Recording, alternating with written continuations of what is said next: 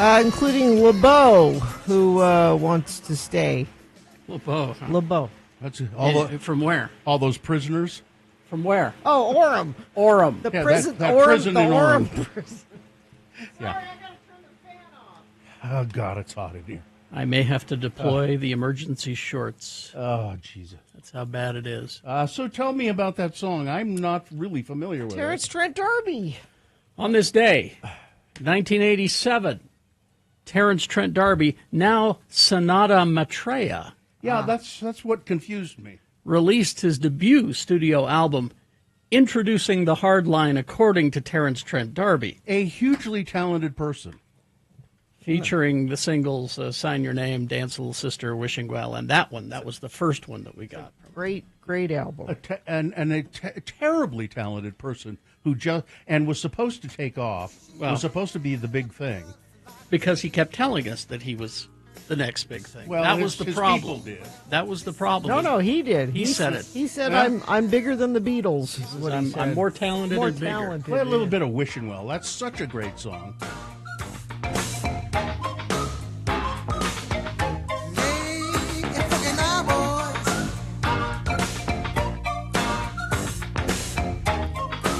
I wore out this cassette. Did you now? This is really good.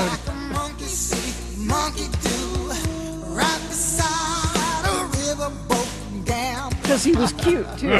Man.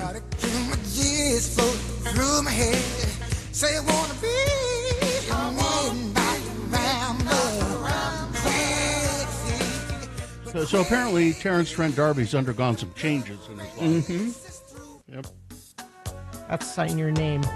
I saw Terrence Trent D'Arby at Jones Beach in New York. Like in a club? No, it's an outdoor theater at a beach. It's Jones Beach. Well, it could be a club at It's Jones. a stage on the was a stage on the beach. Time sure will bring disappointments and so many things. It seems to be the way when you can be, 'cause I love you play. I'd rather Yeah, he changed his name to Sonata Maitreya. You changed your name. He even, I guess they re-released the album with his Yeah. new name on it. Yeah. Apparently. That's where I was getting confused here. Yeah. And he replaced Michael Hutchence for a minute in INXS. Did he? Remember that? Is there any recording of that? I I'd don't like know. to hear that. Oh yeah, it says here 1999 he collaborated with INXS to replace his friend Michael Hutchence. Guess they were pals. So the band could play the original opening of Stadium Australia. Yeah, there must be some. I don't know if he recorded an album, but I think he played live with. I'd like to hear some of him doing some INXS. See, he illegally changed his name to Sonata Maitreya, explaining Terrence Trent D'Arby is dead. Well, that's terrible He news. watched his suffering as he died a noble death. Oh, jeez. After intense pain, I meditated for a new spirit, a new will, a new identity. Maitreya has said that his name change resulted from a series of dreams he had in 1995. Okay. I think that's perfectly understandable. Sure. I think he just performed live with them. I don't think there's a. Yeah, I'm recording not of seeing it. any recordings of it. I found some video. I'll post it. You can watch it. Okay.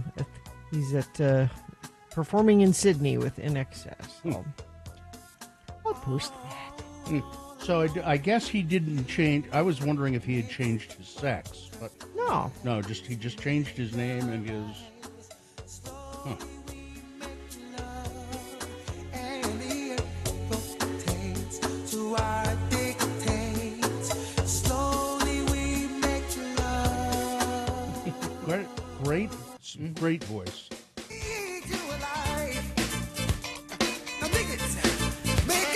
Oh, you could open with this. I didn't know this one. This is Dancing with Sister. Dance, little sister.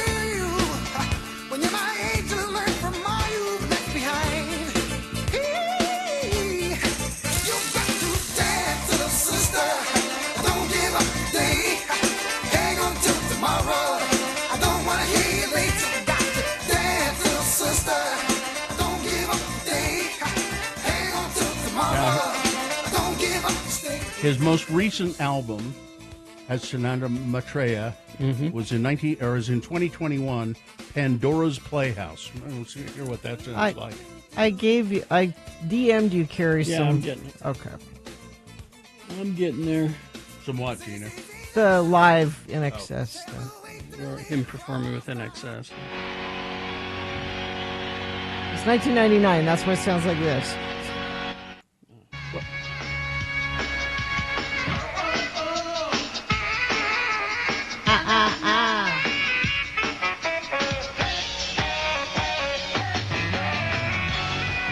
Sometimes you get kicked. Can't really hear him very well. Look ahead, don't mix it up. Okay. Baby, look ahead. To better days, better ways. Flesh and blood. With your love, I could do anything. This is Okay, that works. He's just fine. That works. Yeah, not bad. He just he knows what he's doing. Mm-hmm. Well, that's amazing. There you go. Terrence Trent D'Arby, Sananda Maitreya. Okay. All right. There you go. Good for you. This has been Farting Around with Carrie, Bill, and Gina on X96, Radio from Hell. Okay. Here in the X96 sauna. Holy cow. Can I turn the fan Yeah, back yeah. on? Go ahead. Do it now. Do it now. Because We're this is ridiculous. we're going to take a break. So insistent that we be here in the studio. It's worse today too because the whole The whole floor. building. Yeah, Yeah. usually there's air conditioning on outside of the studio, so but there's no air, Nothing at all. As far as I can tell, no air conditioning anywhere now. Nope. Walked in the garage downstairs, hot right away. You knew it. You know. I came in through the elevator there and went, uh-oh. Yep. All right, we'll take a break here, and then we'll take your check-ins. 877-602-9696 is the number to call and check in with the Radio from Hell show. We like to hear from you in the morning, so why don't you be heard? 877-602-9696. right. You can also text us if you like, 33986. UtahAdvocates.com. The advocates are personal injury attorneys. They are helpful people. If you've been hurt in an accident, I urge you to call them. What if I were to get heat stroke at work? That's injured. You're injured? Could be personal injury. That would be. So they do that kind of work. They don't charge you a dime out of your pocket. If they take your case, they work diligently to get you the insurance settlement that you deserve, and then they take a portion of that. The Advocates is also helping out the road home with their Apple Tree program. This is there. What was it? 200 some odd kids in shelter who need back to school stuff. This is back to school supplies. So you go to the road home and pick an apple, a fake apple, off of a tree. Well, no, you go to the Advocates and do that. Oh yeah, At the- sorry, did I say the road home? yeah, the three locations, Ogden, Murray, and Provo. There's one near you. And you go there and you pick the apple, and there's like a backpack or something. So you go buy one and you take it back to the Advocates, or you can just go to UtahAdvocates.com. There's a way you can donate there. All right, Artie, what are we going to do for the next secret contest?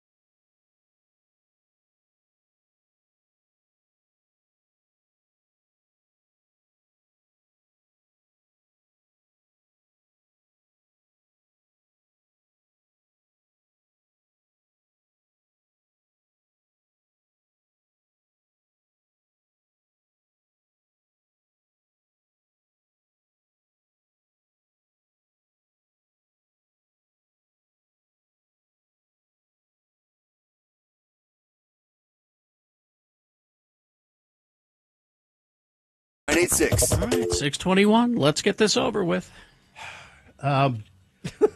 It's hard to do anything. Well, it's, I'm thinking of complaining and about how hot it is, but then I was just thinking, so I did the remote on Saturday up at the Ivory Homes up in Clinton, and Eric Anderson. He came by, very nice guy. Brought me a little mini bottle of whiskey. Nice. And then he said he works on HVAC, and he said, yeah, I work early in the morning, and I have to work, and it's really, there's no air conditioning where I'm doing this work. I'm putting in HVAC systems, but it's, and I think thinking about the people who have to work outside or do that. They kind have of it a work. lot worse than they got we it do. a lot worse than we do. So let's try and make it through, even though it's really, really hot. The moon. Wait, hold on. Oh, that's right. We'll take a break. No, wait a minute. You see, I'm addled because Slow of the down. heat. Slow down. Yeah, okay. Slow Let down. me. Okay. Just let take me- a breath. Let me get my bearings. And let me tell you who the sponsor is for Okay. this part of the show. Stay cool all summer and lower your energy bills with high-efficiency AC from Larson HVAC and Plumbing. Yeah, it's nice and cool at my house. Sean? My house is great. Sean, could you come over here? It's actually kind of cold in my house. Yeah, get $500 off at larsonhvac.com/X96. All right, we'll start the show and then take your check-ins. 877-602-9696 is the number to call, or you can text us at 33986. The moon is 85.6% of full, waning gibbous moon. The moon will set today at 10:09 a.m. Today being Monday. It's the 14th day of July, 2025, the year of our Lord. It's Non-Binary Peoples Day. National Nude Day. I'm a never nude, so I don't celebrate that. It's Be Nice to Bugs Day. Okay. Carrie, it's World Chimpanzee Day. Yay! And it's Bastille Day. The storming of the Bastille, a prison in Paris in 1789, leading to the French Revolution and the fall of the monarchy in France. And this is an all-new edition of the Radio from Hell show, starring the Lords of Morning Radio. It's Kerry Jackson, right there, putting on his hat. I'm Bill Allred. Gina Barberi is right over there. Katie for short is our fine producer. And I think I saw Ari helping out today. Mm-hmm. And the dog, Vax, is there. Yep, there he is in the producer's booth as well. So now we'll go to your check-ins, 877-602-9696, or text questions 33986. Bradshaw is here. It's Bradshaw. Hello, Bradshaw. Hey, good morning. What's going on? Just heading to work. Hey, it was good to hear about Brad Wheeler there. Is he on your payroll now? Yeah, no. He's paying us actually to advertise his pie and beer event. Yeah, that's his big event, and he does very well with it. Brad is a promoter, a hustler. He makes things happen. Yeah, he does, and he's a good person and a friend. So, but yeah, He was a good DJ. Yeah. I miss him from back in the day. There. Yeah. No, I'd love to have him here, and I think it'd be interesting. I think Brad ought to do a music podcast of some sort. Getting the music rights will be a tricky one. Yeah, that's hard to do. Yeah. But yeah, so yep, that's him, Bradshaw. So, what are you doing today? Working. We'll If it makes you feel any better, I'm out in the heat too. That so. doesn't matter. I mean, we don't want sorry. anyone to be hot. That doesn't I'm make sorry. What do you do out in the heat? What do you have to do? I do construction, commercial buildings. So. Yeah. Well, hang in there. You too. You guys are true professionals to plow through all the nonsense. You know. Thank you. Thanks, All right. See you Bradshaw. later, Bradshaw. Thank you, Bradshaw. All right.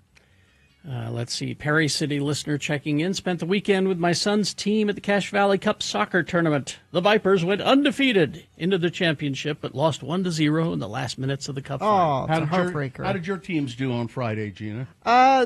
They played really hard. No, do you know what happened with Muhammad's team? What? Because you left right away to go to a soccer thing. Oh yeah, and so Muhammad's team, he's in the oldest kids bracket. Mm-hmm. Half of his team was gone for Trek, and I said, "What's Trek?" Yeah. What's track? It's It's the Mormon kids recreating Oh, the hand cart. Oh my hell! the hand cart Yeah. thing. No, wait. Oh my hell! So they were short staffed for their tournament. I said, Where your loyalties lie. I mean, I Oh my! I'm just surprised there were that many that that were gone for that. Yeah. So yeah, that impacted their ridiculous. performance. And the rest of them were sent to Hawaii to pick pineapples. Yep. That'll straighten them out. Mixer driver Shane checking in from Spanish Fork. Sketchy Blake of Ogden. Zane of Dallas checking in. Is Terrence Trent D'Arby doing sports? No. Edward K. Brass. Very important sports will be here. What kind of Mill Creek coffee are you all having? Iced. If the ice machine's working. Question. Man. Long time, first time. Adam checking in. Mike in Nashville. Groundskeeper Bob. I feel your pain with the heat. Yeah, Enjoy. if you're a groundskeeper, you're out in it all the time. April in American Fork. Chef Roy checking in. Maybe now that it's not just you guys that are suffering, they'll do something about it. Oh, no. No, we're the only ones here right now. The rich people that own the building, how do you think they remain rich? It's not by spending money. No. Calvin from the Dell checking in. There's a nice collection of car bumpers on the way over this point of the mountain today. Oh, okay. Hero from Sleepless in Sandy. I'm incensed that you guys do not have AC. Let's get someone on that. Well, that's a good idea. Why don't we call? Oh, wait, we did. Someone is on it They're right now. working on it.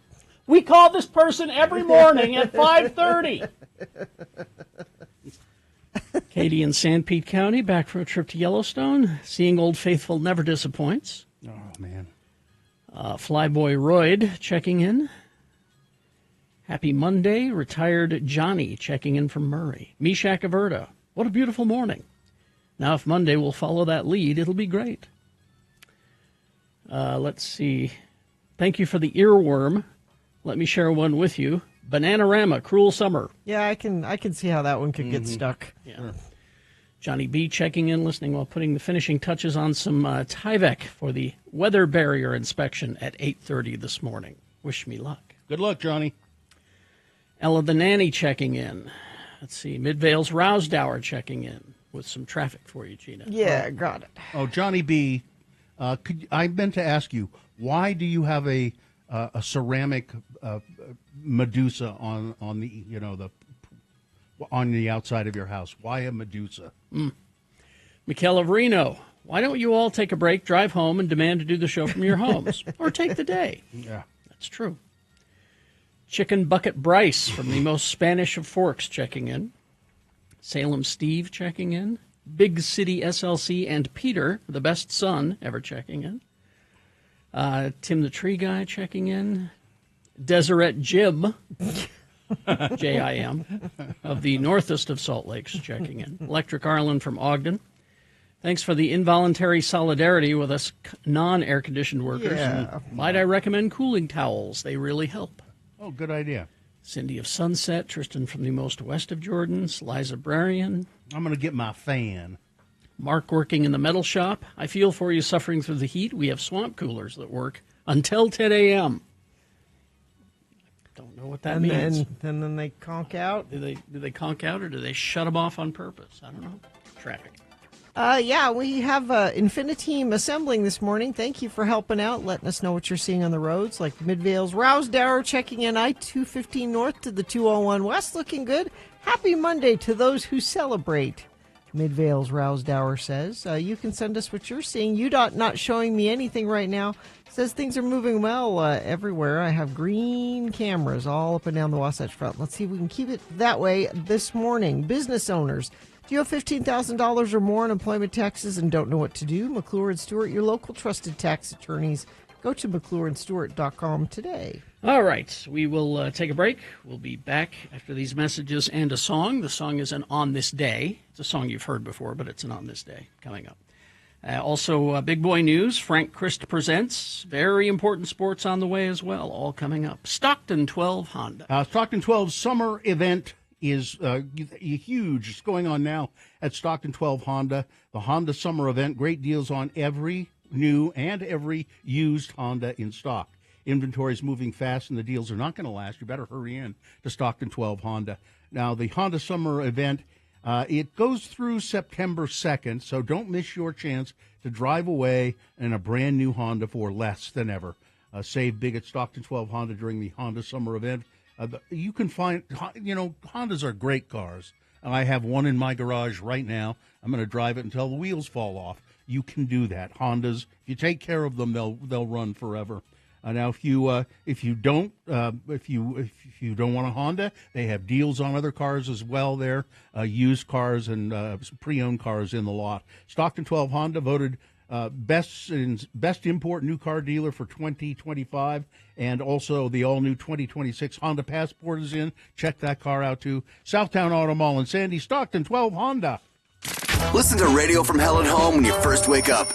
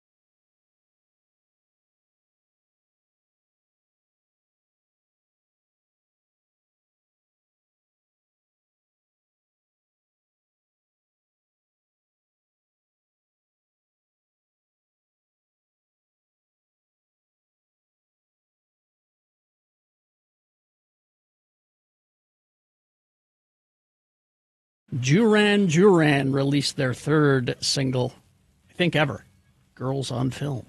I thought it was gulls on. Gulls. Well, I'm not frumming. Could be gulls. There's an R there, and I'm going to say it. Gulls on. All right. Let's do some big boy news and opinioendo. Right after that, though, it's Frank Christ presents They're Fine, They're Just Fine, the Dead Celebrity Game. We're going to give you a list of 4 celebrity names. 3 of those celebrities are just fine. One of them is dead. If you pick the dead one correctly, you're going to win what? A Vert Alert signed skate deck signed by Tony Hawk. Nice. Skate deck signed by Tony Hawk.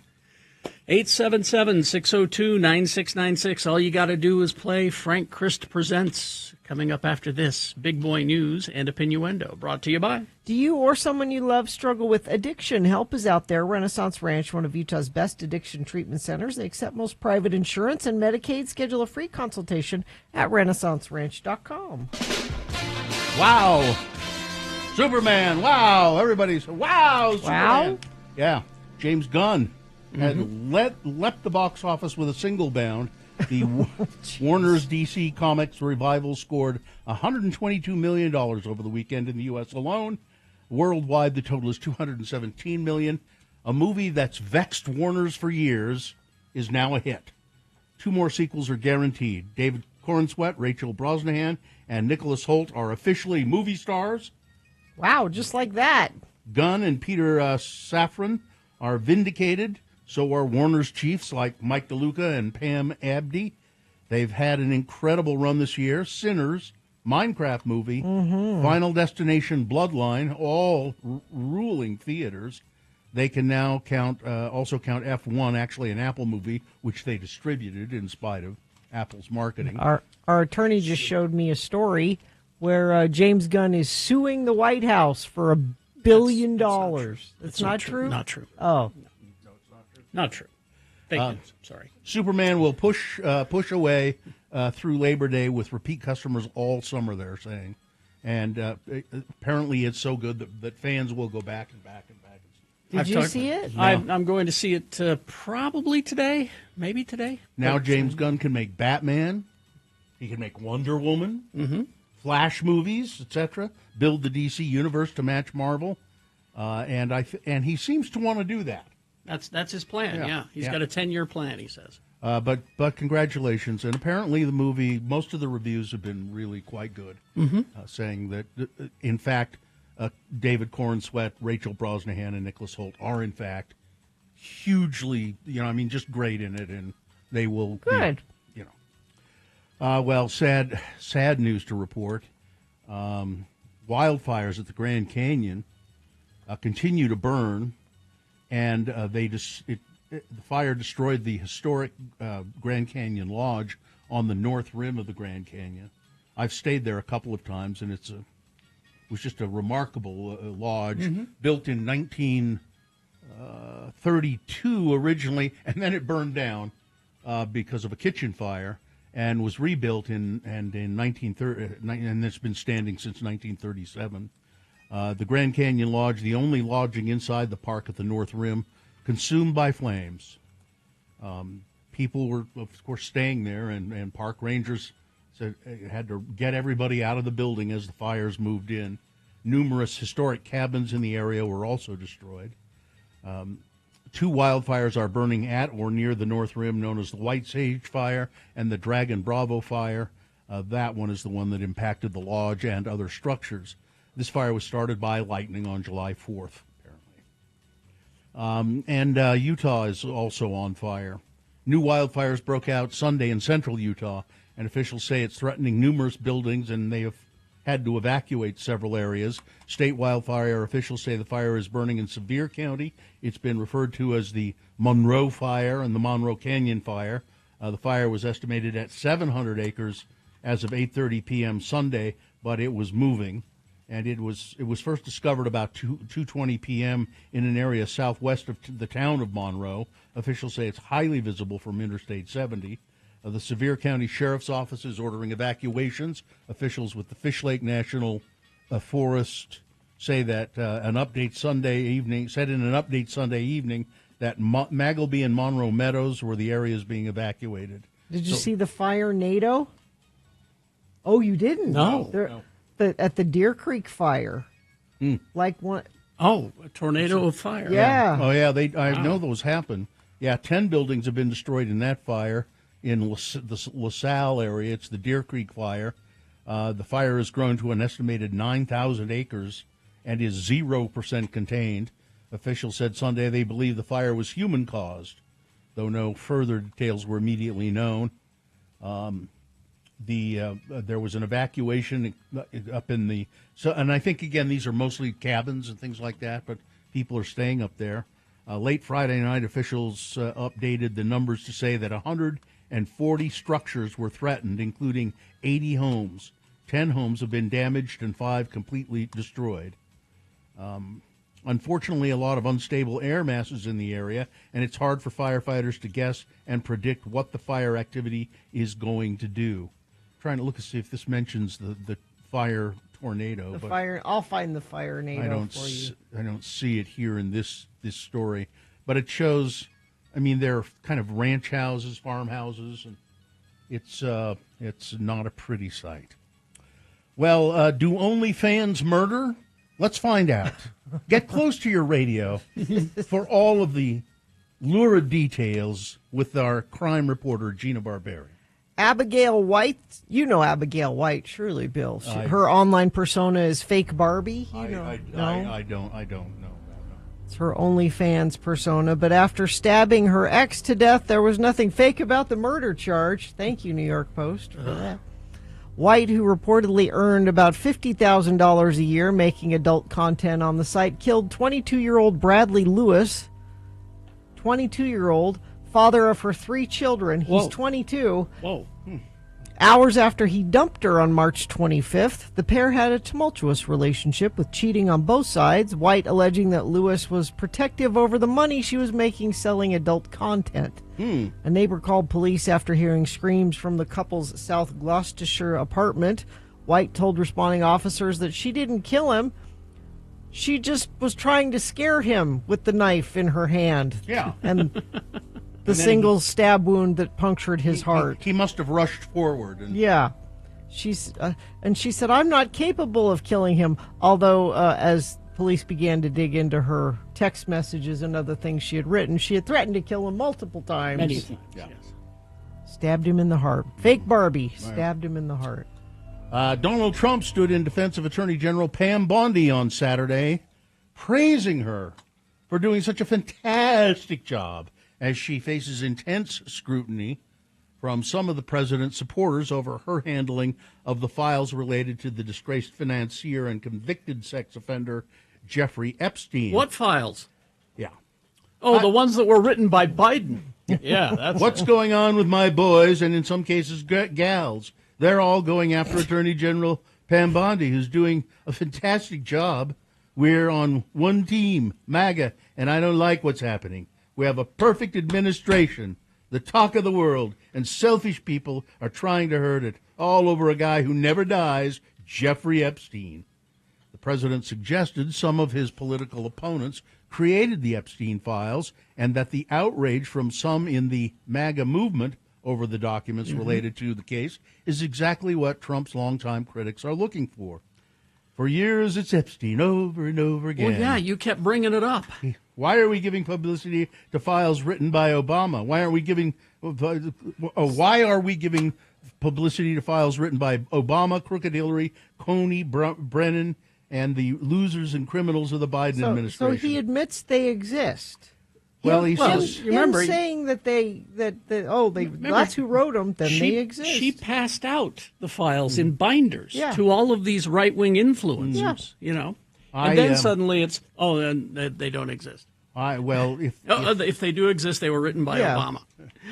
Well, I mean, I don't care whether they exist or not, really. But it's interesting to see it tearing apart the administration, and it's making a lot of the MAGA supporters of Donald Trump angry. Good. That they're very angry that they can't see these files. They don't care about Medicaid cuts. They don't care about any of that crap. They want to see the Epstein files. They were promised those files forever.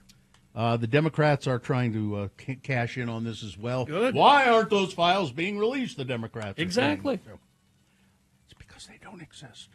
Well, no, they do. I don't know. I've seen them. I don't think there's a client. I don't think There's not a piece of paper that There's says, there- here's all my everybody's clients looking and phone for this numbers. thing called the client No, list. there is a flight list There are documents with names and dates and places. and flights to the island. Yeah. According to the New York Times report by Glenn Thrush and Sean McCreish, Pam Bondi welcomed the Saturday afternoon Truth Social post in which the president went to bat for her, despite the intense criticism she's faced. What's going on with my boys and gals? Trump wrote. Let's see. A slump in active oil and gas rigs across the United States has undercut Donald Trump's rallying cry to drill, baby, drill, raising economic and political stakes for the administration, despite Trump's aggressive push for domestic fossil fuel expansion, including an official declaration of a national energy emergency, to fast-track drilling. The U.S. rig count has now fallen to its lowest level in nearly 4 years. That's according to a report by Baker Hughes, the energy technology company. It showed that the rig count, the number of oil rigs active, was 539 on July 3rd. That's down by 47 compared to this time last year.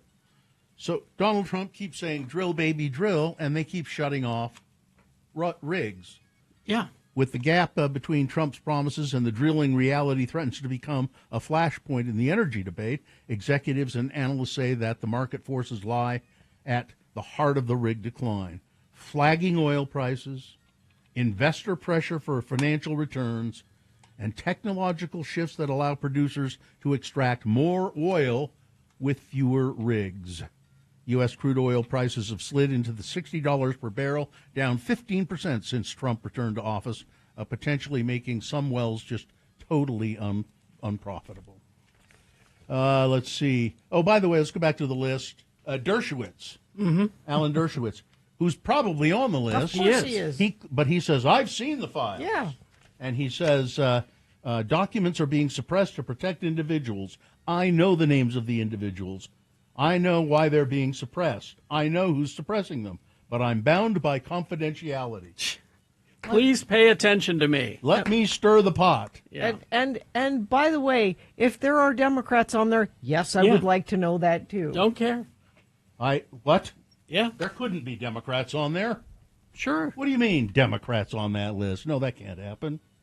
And a German comedian is being prosecuted. Where did that story go? He made some comments about Trump and the Trump assassination attempt.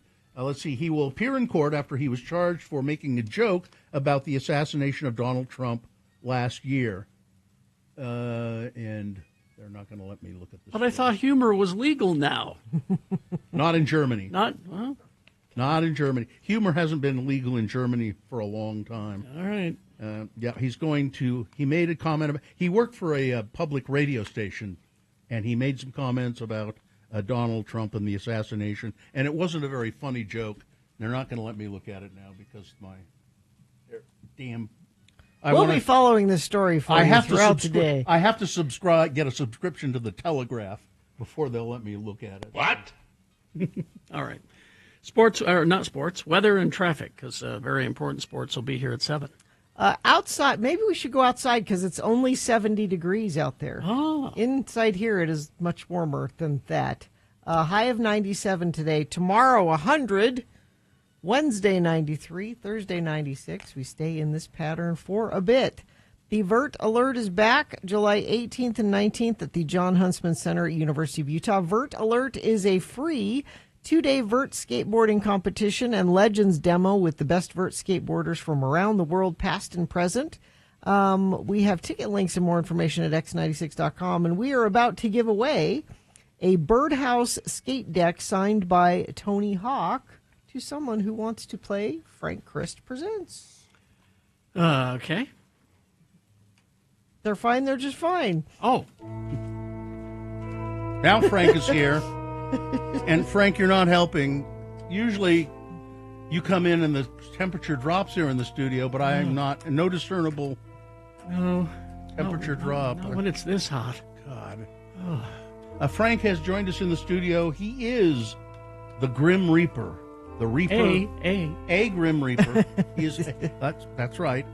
He is a Grim Reaper, one of several. His job is to reap the souls of celebrities, and he doesn't like doing that at all. No, I love our precious celebrities. Because everything they say and do? It's correct and Yep, right. right. We all want to be just like them, except yep. Dean Cain. No, you don't want to be like I wouldn't like to be like him. And that Duke of Hazzard. The John blonde one. Schneider? John No, Schneider? He's terrible. Oh, really? How about Kevin Sorbo? Can we be No, like Kevin no, Sorbo? you don't want to know. Oh, okay. How about 90% of celebrities are fine? are good and Okay. yeah. We play a game with Frank. It's a macabre game about dead celebrities.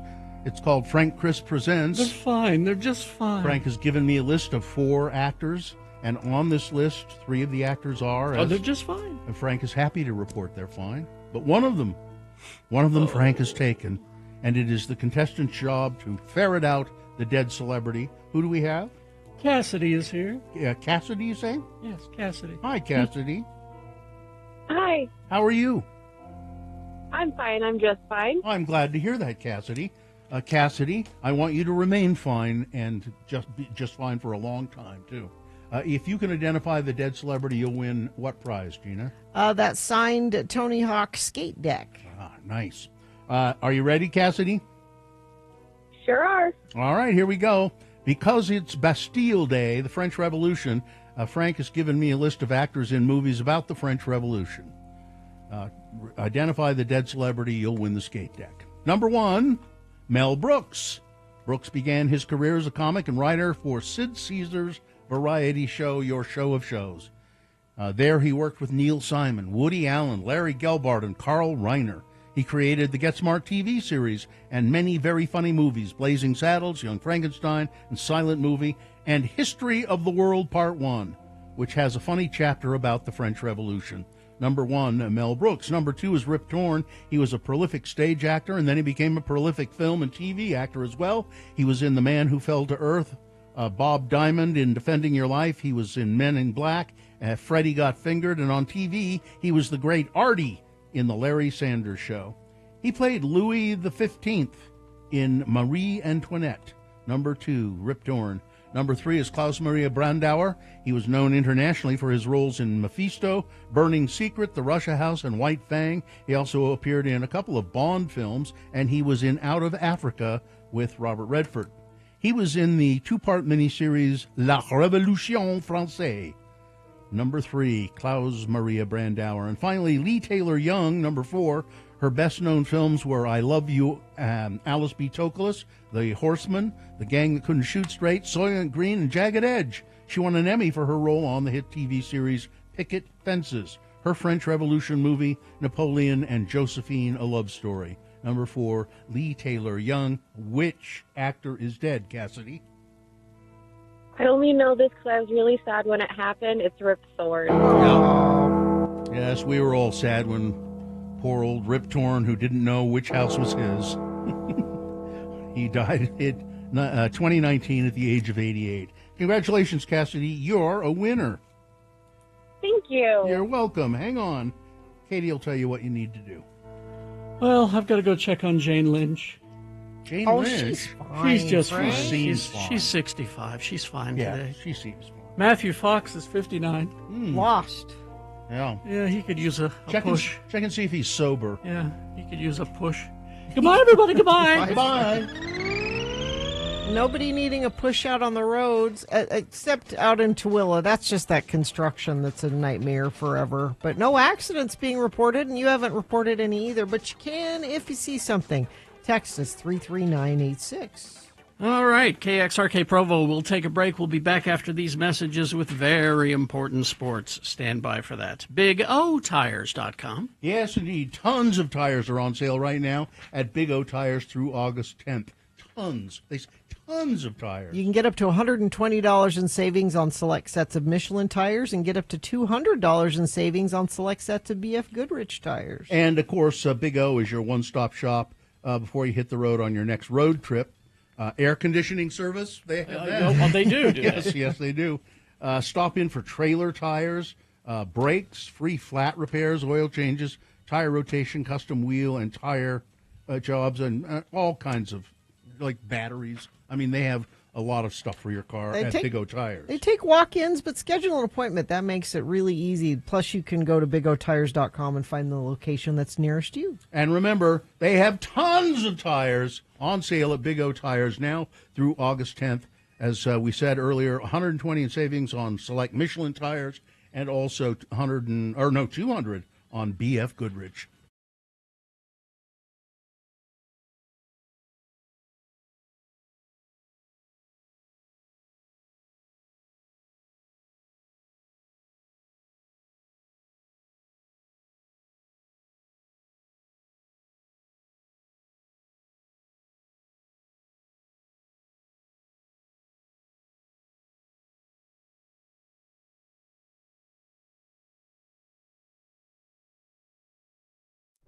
Sturdy. Spell it with me now.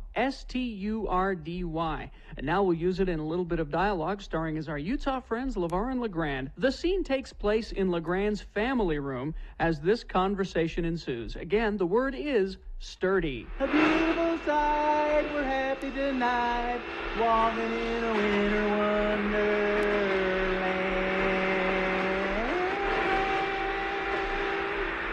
Well, that does it. Took a lot of work to get the old family room ready for Christmas, but there's still one very important thing I got to do, LeVar, to make sure Christmas goes off without a hitch. Well, what could you have possibly left out, LeGrand? I mean, the whole room looks like it jumped out of Good Housekeeping's Christmas issue. Thanks. I mean, the tree is up and beautifully decorated. There's mistletoe and holly wreaths in all the right places. Don't stand under that mistletoe. Oh, all right. And the stockings are hung by the chimbley with care. Yep. What possibly could you have left out? Well, just come on over here by the fireplace, LeVar. Come and take a good look inside the fireplace and tell me what you see. Looks like an ordinary chimbley to me. Look at all that soot. If I don't do something about all that soot, Sandy will pass us by this year. I don't follow what you're saying. Well, sturdy. The fireplace sturdy. That soot's nearly a half-inch thick. Well, that's what happens with all the smoke. The chimbley gets sturdy. Well, you know how particular and health-smart Sandy is. Yeah. Sandy won't come down any chimbley sturdy. Me too. I feel the same way that Santa does. Huh? I mean, me neither. I won't come down a chimbley sturdy neither. That's funny. You playing Sandy somewhere here in town, LeVar? I can't imagine you as a Santa Claus. Oh, I'm a great Santa, LeGrand. I got a big bag of goodies, if you know what I mean. No. A big bag to stuff down the chimbley. But only if it's clean. I better call someone to come over and clean this year chimbley, or Sandy won't come. Stop it! You're killing me. What? Who are you gonna call? You gonna well- call one of them doctors that specializes in chimbleys? Maybe he could prescribe a shot of penicillin to clean it out. No, I'm just gonna call a chimbley sweep. He'll bring a big, long brush and then climb up on top and shove it down the flue. Well, that sounds painful. You know, LeVar, sometimes you really puzzle me. Shove it down the flue.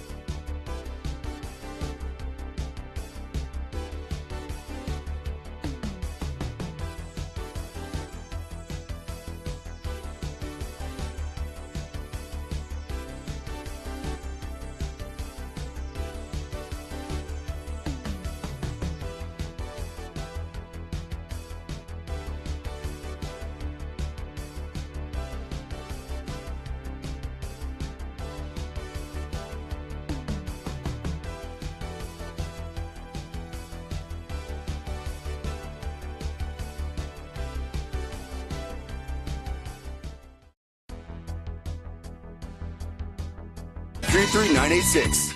Like Schultz and Murray did. He sees nothing in Nope, Murray. not. There's nothing to Not see Nothing. in Murray. He sees nothing. He sees nothing. He hears nothing. He's my hero.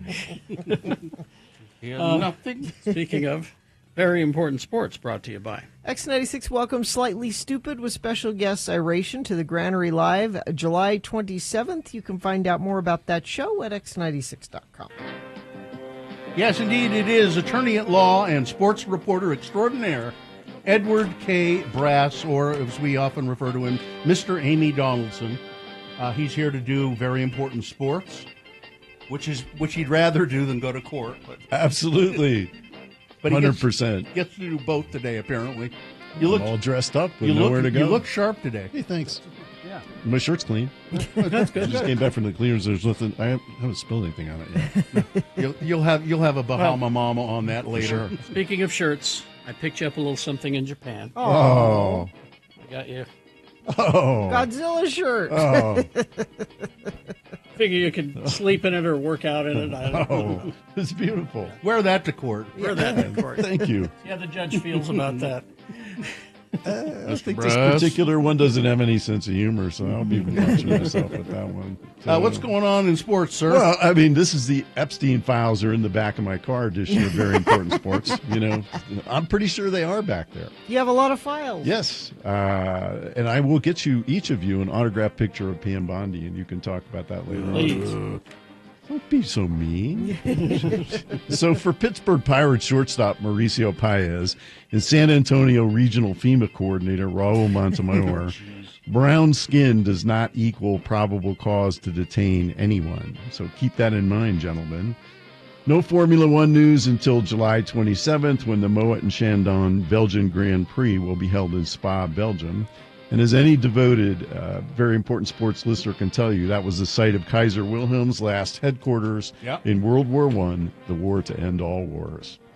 In tennis, Wimbledon two-time winner, 2 times in a row, Spain's Carlos Alcaraz, was defeated by Italy's Yannick Sinner. That's an interesting Italian name, Gina. What do you think about that? Yeah, it doesn't. I don't get it. Sinner 4-6. wins. He wins. 4-6, 6-4, 6-4, 6-4. Sinner lost to Alcaraz earlier this year in an epic French Open final. On the women's side, American Amanda Anisimova lost to Poland's Iga Swiatek 0-6, 0-6. This is the first time since 1911, which was a year before the Titanic sank, that the finalist failed to win one set. She didn't win one. Oh, man. But she's a really interesting story, a remarkable story. She's the daughter of Russian immigrants who put her in tennis at age 5. Her sister played tennis for the University of Pennsylvania. Her dad was her coach until she was a teenager, up until the time she was 18 years old, and she was going to debut in the U.S. Open, which is one of the Grand Slam tournaments. And he died. He had a heart attack right before the tournament. That's awful. So she continued on. She burned out at age 21 and took a year off for mental health purposes. So into 2024, she only resumed playing tennis in 2024, and she made it all the way to the Wimbledon finals a year later, which is really impressive accomplishment given that background. There's pay equity in Wimbledon for men and women winners. You get 3 million British pounds for winning, so the man and the woman winners got that. In second place, 1.52 million pounds. Pounds of $1.35 these days. In football, MLS, RSL 1, the Houston Dynamo 0. RSL has bounced all the way up to number 11 in the 15-team Western Conference. In the FIFA Club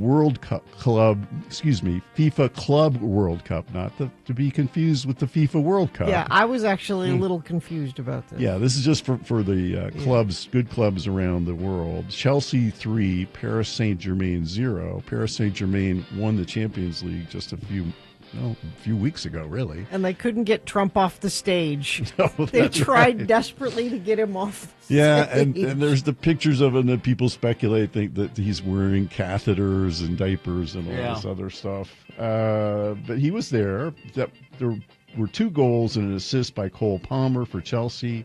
It was for some reason played in New Jersey. There was a fight after the game, and the PSG manager appeared to punch one of the Chelsea goal scorers, João Pedro. So that was a bit of controversy for football. In the NBA Summer League, the Jazz lost to the Hornets in Las Vegas on Friday night, 111-105. Kyle Filipowski had 32 points. Ace Bailey didn't play. Last night, they lost to Golden State 103-93. Again, Ace Bailey did not play. One of the Jazz's beat writers thinks that they're going to finish in last place. The number one pick, Cooper Flagg, was shut down by the Mavericks for the rest of the summer so that he doesn't get hurt. In the WNBA, it's Minnesota, Phoenix, New York, and Seattle. What people are watching, though, are the matchups between the number one picks, Caitlin Clark and Paige Buchers. The Fever beat Dallas Wings 102-83. Clark had 14 points and 13 assists. Buchers had 21 points and 4 assists. Those are the last two number one picks. In college football, former Michigan staffer Connor Stallion admitted to stealing play call signs in at least 7 games in 2022 and then claimed that it didn't matter. So he knew what the plays were that were being called because he attended practices surreptitiously. And that changed the course of those games. Baseball, these are the standings at the present time in the American League East. It's Toronto in first place, not the Yankees. In the Central, it's the Detroit Tigers. In the West, it's the Houston Cheaters. In the National League in the East, it's the Philadelphia Phillies. In the Central, it's the Cubs. In the West, it's the Dodgers. And didn't you see the Phillies? I did. You saw them last night, right? They lost on. I didn't see them yesterday. I saw them Saturday. Okay, so on Sunday, I thought you saw them Sunday. They did beat the Padres 2-1. And in the summertime, that's all the sports that's going on, friends. So there you go. Well, good enough, sir. Good enough. If that's all you got, that's all you got. That's all I got. That's all the sports that there are. He's just anxious to get out of here because it's hot. Because it's hot. Yeah. No, I got deodorant on. Come on. Give me a break. Do you have to travel today, or are you going just? No, I'm just going down the street. Just down the street. I'm gonna sit under the courthouse there and take a nap until they open the building. That's good. Until they. Yeah. All right. Well, you're welcome to stay here if you want. Have a lovely day. See you later. See ya. Thank you. Traffic, Gina, please. Everything moving well on the roads. UDOT not reporting any accidents or slowdowns. Well, just that traditional slowdown in Tooele. But no accidents or anything else. And you haven't sent anything in via text at 33986. All right, you've got boner candidates to vote for. Here they are. Boner candidate number 1. Being smart is not a requirement to work for Donald Trump. Number 2, the cult of ignorance. And boner candidate number 3, wear your boots, kids, or the creepy nurse will cut off your foot. Jeez. All right. Boner of the day, big boy news, all coming up after some messages and a song. Stand by for all of that.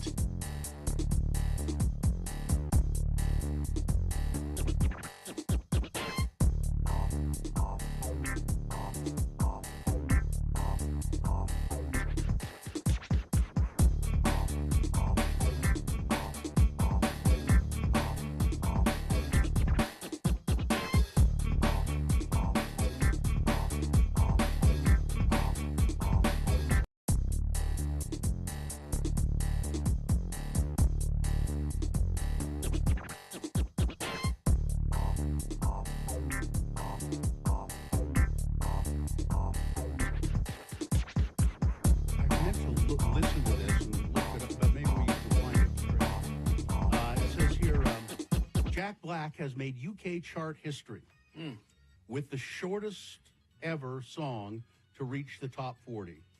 His novelty track, Steve's Lava Chicken, is only 34 seconds long. The spectacularly silly song reached number 21 this week on the UK charts. It's taken from the Minecraft movie.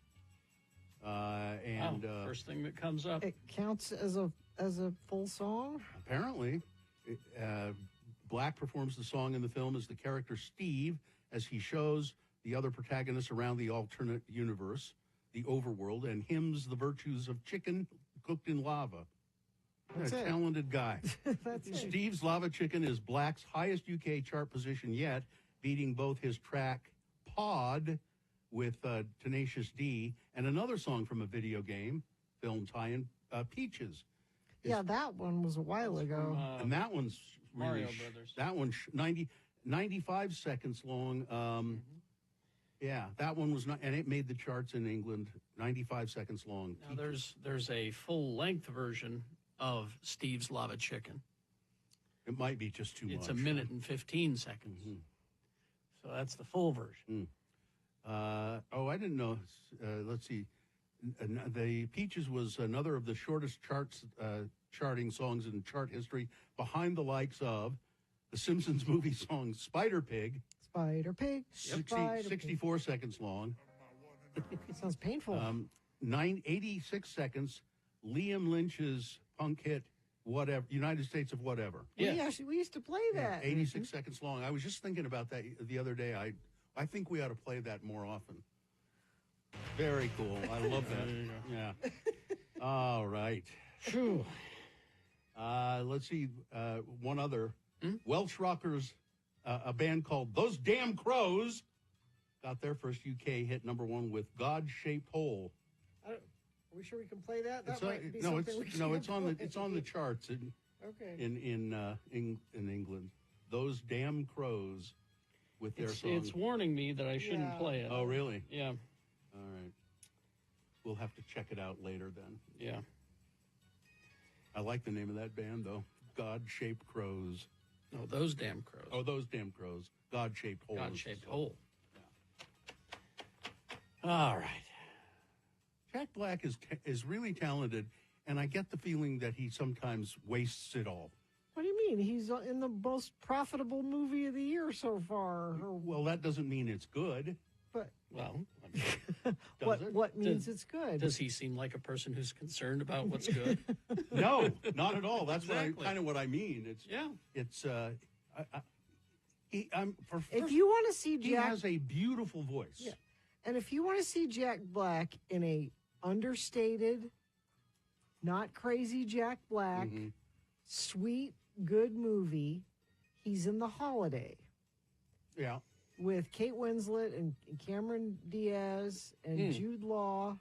He just plays a regular, mild guy, not yelling and jumping off things. Right, Katie? Yeah. Okay, yeah, Katie likes that movie. He's just... I thought he was pretty good in Shallow Hal. I was going to say Shallow Hal. He's kind of that in sort of that. understated in that. And he's got a very minor part in Mars Attacks, but he's very Jack Black. Yeah.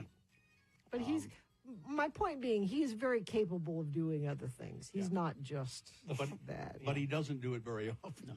First time I saw him was Mr. Show. He was on an episode where he was the farmer, and they did the farmer, the traveling salesman farmer joke as a live musical on Broadway, and he played the farmer. The farmer's daughter. Yeah, the farmer's daughter joke. Yeah. That's funny. 3 holes, 3 holes. He does a whole song about the holes. And then he's in the Jesus Christ Superstar parody that they did. Jeepers Creepers.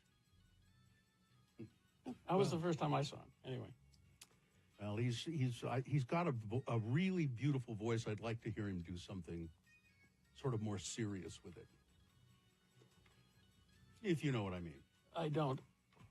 Well, I mean, if you take Tenacious D stuff, they're kind of silly songs, but he's doing it.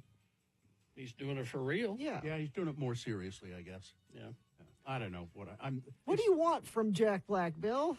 I want to be surprised, and when I hear something like that, Lava Chicken, or that, I go, yeah, it's Jack Black. That's what he does, and I just like that's what I'd like. I'd like a surprise. I think he's capable of surprise, and I'd just like a surprise. Well, he was in King Kong. Yeah.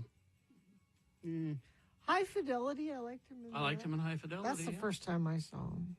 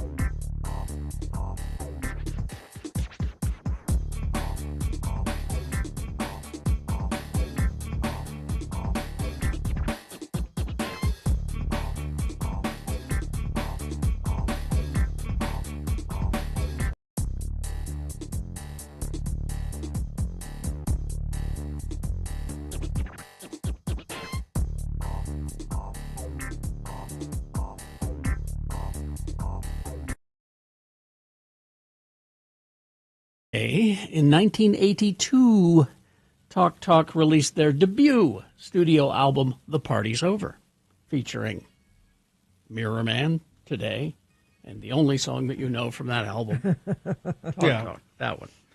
All right, 7:21, time now for Boner of the Day. 3 news stories. These are examples of bad, stupid, or funny human behavior, and you will decide with your vote of these 3 candidates which one is the worst, which one deserves to be Boner of the Day for today, July 14, 2025. We'll give you 2 candidates now, a third after the news, and once you've heard all 3, you'll vote. One of you lucky random Boner voters will receive. Can't buy it, got to win it. Radio from Hell Boner t-shirt. Boner candidate number 1, being smart is definitely not a requirement to work for Donald Trump. This is Caroline Leavitt, White House press secretary, had people raising their eyebrows after she claimed this during a Fox News interview. She said this, quote, "Nobody knows what it means to accomplish peace through strength better than President Trump. Nobody knows. He is the one who came up with that motto, peace through strength, and that foreign policy doctrine, and he successfully implemented it in his first term. This is one of the many steps he's taking to implement peace in his second term." Hold on there. She claims that Donald Trump came up with the phrase, the motto, peace through strength. No. Several U.S. presidents, including George Washington and Ronald Reagan, have employed the phrase peace through strength to suggest that military might can preserve peace overall.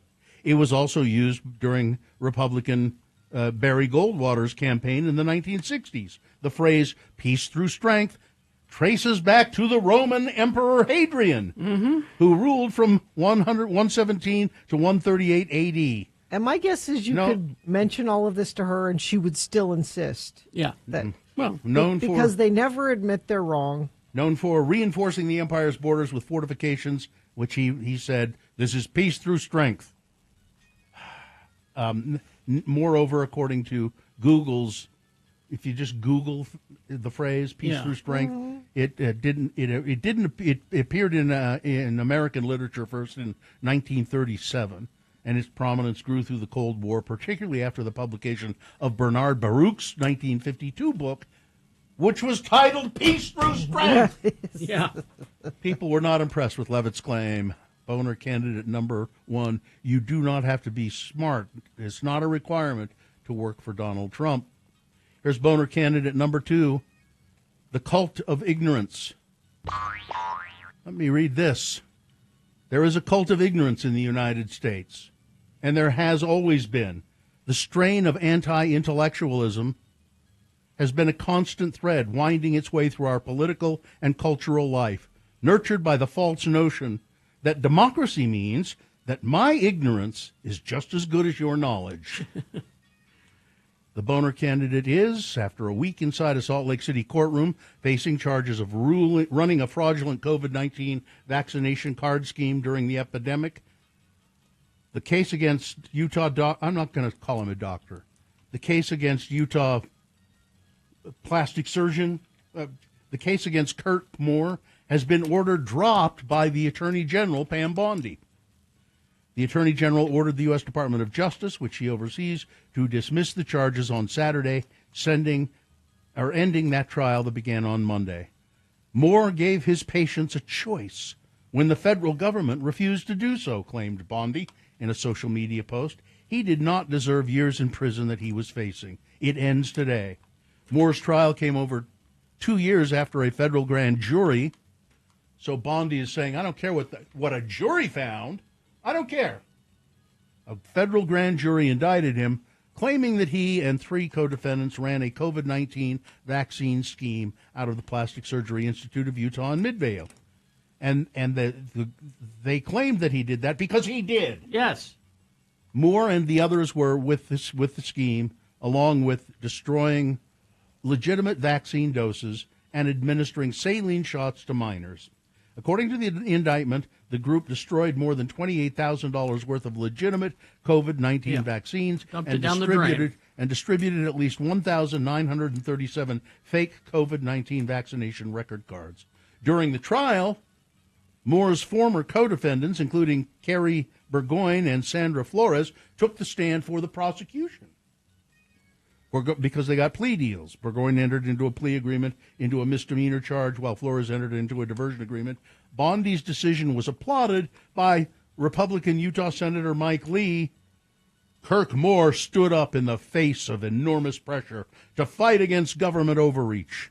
I raised this issue with Attorney General Bondi, and I am grateful that she was willing to help Moore maintain his freedom. So what happened was people got vaccine cards that said they were vaccinated. They got them for their children. Yeah. And then sent their children to school, and then they were out in places where there was an assumption made that if you had a card, you were vaccinated, and people that were maybe compromised, maybe very, very concerned about catching COVID, thought that they were safe, and they weren't because they lied about it. Yep. It's not okay that they just said, well, I don't, the government's saying I have to get this vaccine and I don't want to, so I'm getting a fake card. No, it's the risk you are putting other people and other people's children at. That's not what Dr. Moore said. He said, I went with what my gut was telling me. I just did what was right. No. I just did what my patients wanted. No. I talked to them about full informed consent. You can't have informed consent with people when you don't know what you're injecting in them. You do. If you have... Again, I said Dr. Moore, and I shouldn't do that. No. During the trial, two of Moore's co-defendants took the stand for the prosecution. One claimed that when she was hired, Moore said her job would be to give out vaccine cards without administering the vaccine. Another said people were urged to give donations for the vaccine cards. What? Yeah, because he was making money on this, too. To charity. No, they donated it to him. I think it was $50 a pop or something like that. So there you go. Boner candidate number 2. There is a cult of ignorance. Boner candidate number 3 coming up in a moment.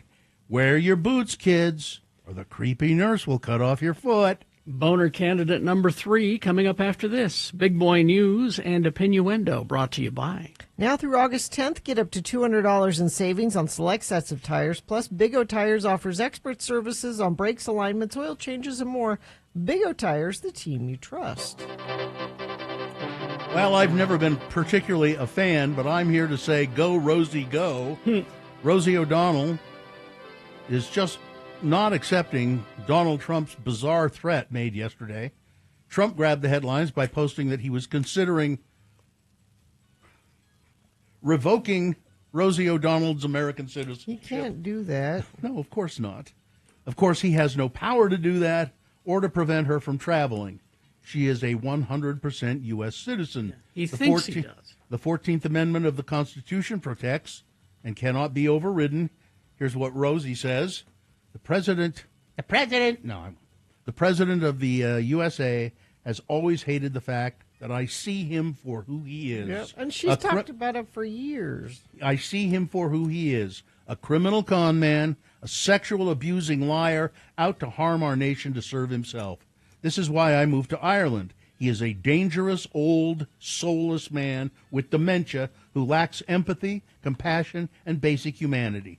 I stand in direct opposition all he represents, and so do millions of others. You're going to deport all who stand against your evil tendencies? You're a bad joke who can't form a coherent sentence.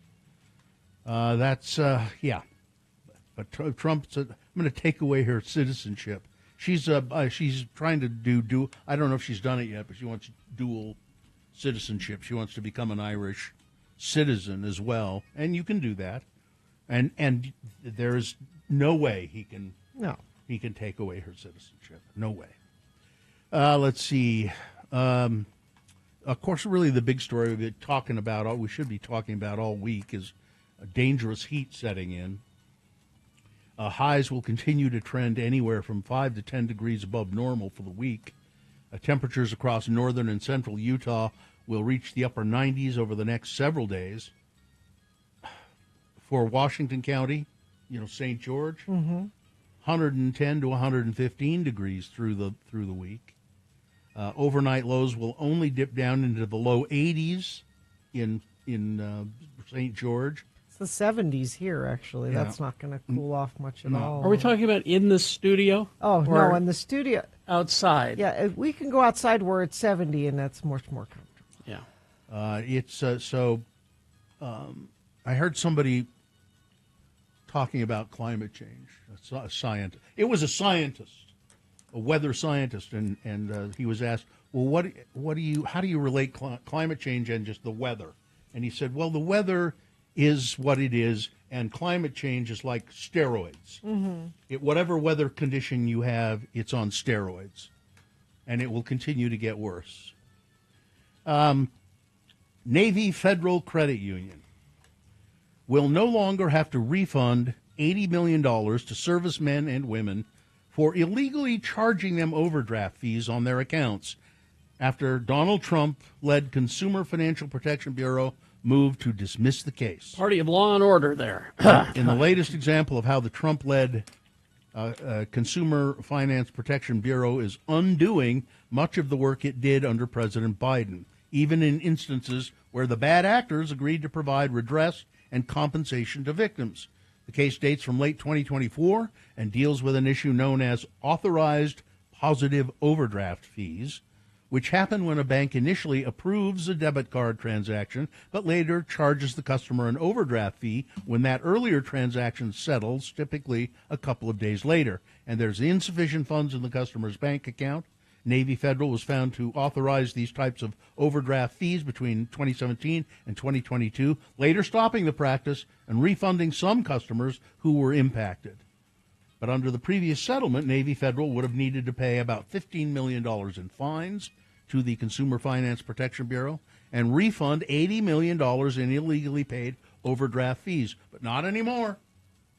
Not anymore. But they care about our military? Because that's who banks there. Yep. Not anymore. Wait, you're telling me that the Trump regime would lie? The latest edition of Trump's trade war, he announced early Saturday that the U.S. will begin imposing 30% tariffs on imports from Mexico and the European Union starting August 1st. Or not, I don't know, or he'll say something else. The new tax on imports from Mexico and European Union is among the numerous tariffs the president has announced this week. Late Thursday, he said he would begin imposing 35% tariffs on goods from Canada. And then he picks on these little countries, too. The ones with the penguins? They're just little, Malaysia and or little countries that don't do much. We're going to put a tariff on them, too. Because he's a bully. Yeah. And when he said, I'm going to have 90 deals in 90 days. He didn't. What Hasn't done what that. he meant is, I sent letters to 90 countries saying, this is what we're doing. And he thinks that's a deal. Not negotiating. I sent a letter that said, this is what we're doing. He thinks he's God. Yeah. More heavy rains in Texas on Sunday paused a week-long search for victims of catastrophic flooding along the Guadalupe River and led to high water rescues elsewhere as officials warned that the downpours could again cause waters to surge. It was the first time a new round of severe weather had paused the search since the July 4th floods, which killed at least 129 people. I get they still think more than 160 people are missing, and they may never find them, which is incomprehensible to me. You would think they would turn up somehow, somewhere. Well, because it's not just water washing them away. It's debris and mud, and they could be buried under. Or grinding them up. Here's that story about the German comedian that I couldn't get to before. Sebastian Hotz. He has been charged. He sounds funny. He has been charged with condoning and rewarding criminal offenses. He will appear in court after he was charged for making a joke about the assassination attempt on Donald Trump last year. Mr. Hotz, Herr Hotz, could face up to 3 years in prison for comparing the attempted shooting of the U.S. president at an election campaign rally to trying to catch the last bus. You sadly just missed it. See, I just missed it. Yeah. It's not a very funny joke, no. but Herr Hotz, known as El Hotzo, a funny name, doubled down on the joke shortly afterwards, adding, I find it fantastic then fascists die. Absolutely no one forces you to feel sorry for fascists. You can just not do it without the slightest consequence. Well, apparently there's a consequence in Germany. He was fired from his job from the RBB, which is a public broadcaster, charged with condoning and rewarding criminal offenses. The trial will begin on July 23rd. He could go to prison for 3 years for a bad joke. Gerd Berman. Gerd, wasn't that a lovely first name? A right-leaning comedian in Germany said, "It is not okay that a satirist is brought to court just because he said something. Everything he said is disgusting, but he must be allowed to say it." So, well, good for the right-wing comedian. But others in the public eye praised the decision, saying it showed that the internet is not a legal free-for-all. Well, It kind of is. yeah. It is. It's not regulated. Have you heard the stories coming out of Alligator Alcatraz? They're horrible. Yeah. Florida lawmakers were denied entry to Alligator Alcatraz migrant prison, raising concerns about a possible violation of state law. The calls from Alligator Alcatraz first detainees brought distressing news: toilets that did not flush, temperatures that went from freezing to sweltering, a hospital visit, giant bugs, and little or no access to showers or toothbrushes, much less confidential calls for attorneys. The story is relayed to the Miami Herald by the wives of detainees housed in Florida's makeshift detention center for migrants in the Everglades. Offer the first snapshots of the conditions inside the newly opened facility, which began accepting detainees on July 2nd. They revealed that the detainees who are frightened, not just about being deported, but also about how they're being treated by the government, which is saying little about what is actually taking place inside. Why would we treat humans like that? Said a woman whose Venezuelan husband is in Alligator Alley, or Alcatraz, I mean. And when Christy Nome was on Kristen Welker's show over the weekend, and she was asking her about these specific things, Yeah. and she's like, well, you guys didn't say anything when Joe Biden was doing this, putting people at, what? Huh? Huh? You did? No. Christy Nome also in charge of FEMA, and FEMA, when the Guadalupe flash flood happened, people started calling FEMA for assistance, and they couldn't. Their calls went unanswered essentially because Christy Nome, who's in charge, didn't renew the contracts with the contractors who were in charge of answering the phones. So they have contracts with various companies. You answer all of these calls. Yeah. And she didn't renew the contracts, and they didn't answer. So the next calls. day they didn't answer. Yeah, they didn't answer. So Only 15% of calls that went to FEMA were answered. were answered. And then I think it went back up. But she was asked about that in an interview, and she said that didn't happen. It did. No, it didn't happen. None of that happened. That what you're reporting is not true. This is fake news. It didn't happen. No, we've got the receipts. Didn't happen. And there's a great story about where was this? Was in the I don't know about how Christy Nome's face has changed, and she says, "I have not had 1 ounce of plastic." Again, she's lying. Yeah. Wow. I mean, it's truly a lie. Yes. When you look at Christy Nome, who looks like a normal person, kind of. I mean, she's a nice, attractive woman, and but boy, she's really babed She it had up. the MAGA makeover. Yep. Yep. Weather, traffic. Weather, traffic, and I do want to go back just for a second to the plastic surgeon Pam Bondi thing. Okay. Just to help you, Bill. Yes. The $50 that people gave did not go to the doctor. The doctor did not take any money for that. The $50 went to a charity that was set up that had nothing to do with the doctor. The story I read did not make that clear. That's why I was clearing it up. Weather. In the studio here, I think it's 92 degrees. Yeah. Outside, it's 73. 97 for a high today on the outside. Overnight low 72. Tomorrow it'll be warmer, 100 for a high tomorrow. Traffic crash I-15 northbound approaching 72nd South in Midvale. 3 left lanes blocked. Traffic quickly backing through Sandy toward Draper. That's the only accident that UDOT's reporting, and Infiniteam not reporting anything either. Infiniteam is you, all of you out there listening. If you see something, you can share it with us at 33986. Cascade Collision Repair, Utah's leader for certified repairs. Get a free estimate online at cascadecollision.com or in person, including their newest location in West Valley. Here's boner candidate number 3. Wear your boots, kids, or the creepy nurse might cut off your foot. A Wisconsin nurse who amputated a patient's frostbitten foot without authorization to do it planned to use the foot as a ghoulish display in her family's taxidermy shop. Now I don't understand why this happened. She has been given a sweetheart plea deal in which she will serve no time in prison and pay $443 in court costs. Doesn't seem like much. Mary Kay Brown pleaded no contest to a misdemeanor charge of negligently abusing a 62-year-old patient at Spring Valley Senior Living and Health Campus for the rogue surgical procedure. She is a hospice nurse.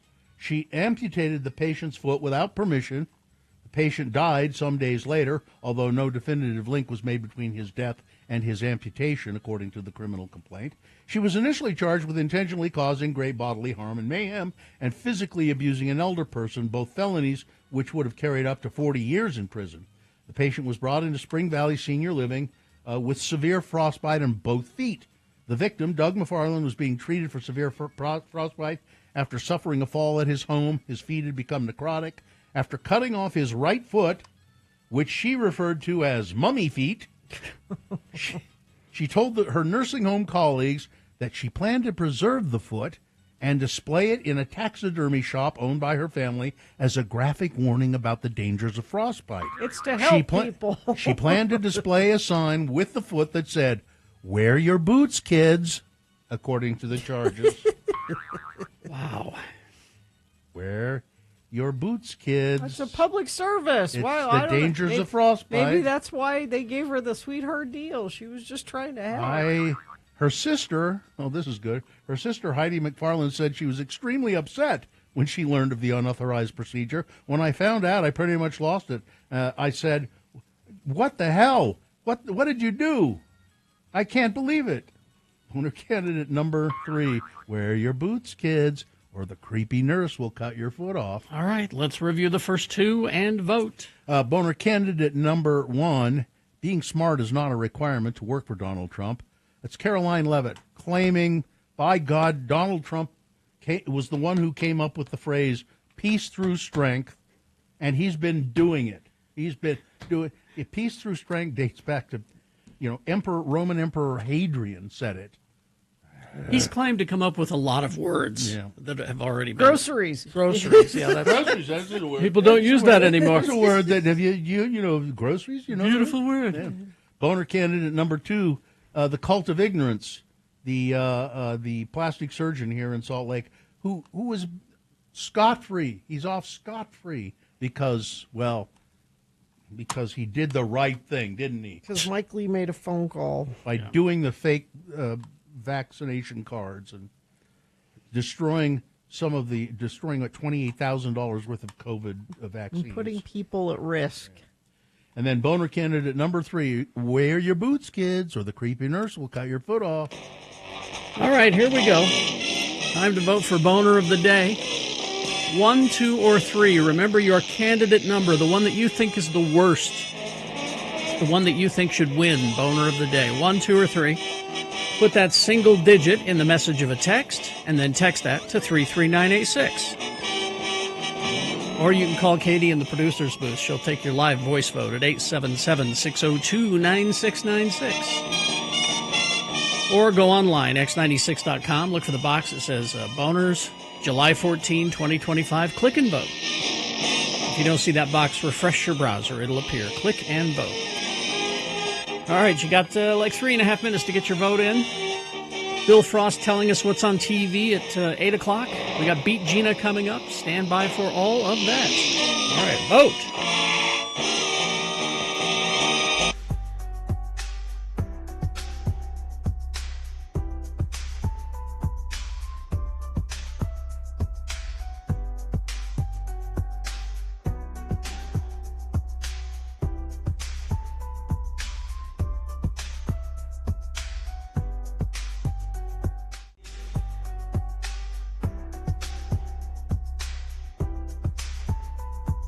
got a traffic ticket. I didn't really get a traffic ticket. I was on I-70 coming back from Moab, and it's 80 miles an hour. Oh, okay. Down that stretch Yeah. from Moab to Green River, and I'm going the speed limit 80, and I pass a cop car, highway patrol had pulled somebody over, and I went past. I didn't slow down because I wasn't speeding, and then I look in my rearview mirror, and there's a It's coming for you. patrol car coming for me. So I pull over thinking, well, what the hell? Here's what it was. Okay. I received a citation, a warning citation.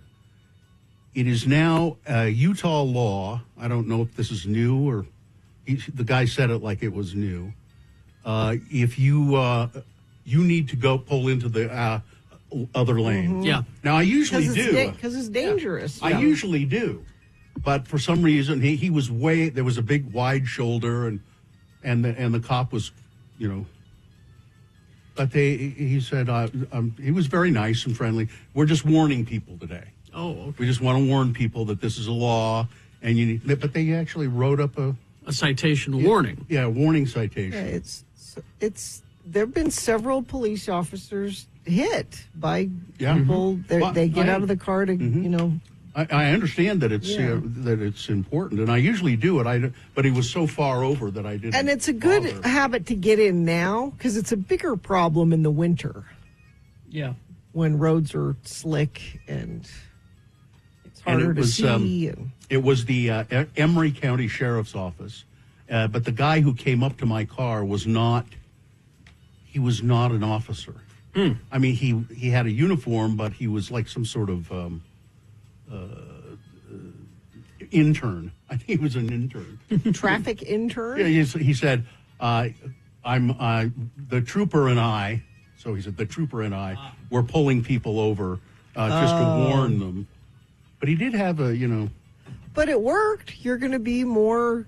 I would assume it worked. You're going And to now be more you're aware of no. it. And now you're spreading the word here. Screw it. I hate law enforcement. I'm not going to ever. Those coppers aren't going to get me. No, as I said, I normally do. Yeah. Apparently, this has been a law since 2010. And you're lucky you didn't get a ticket. Oh, interesting. How long since you have had a ticket? I can't remember Me neither. the last time I had a citation.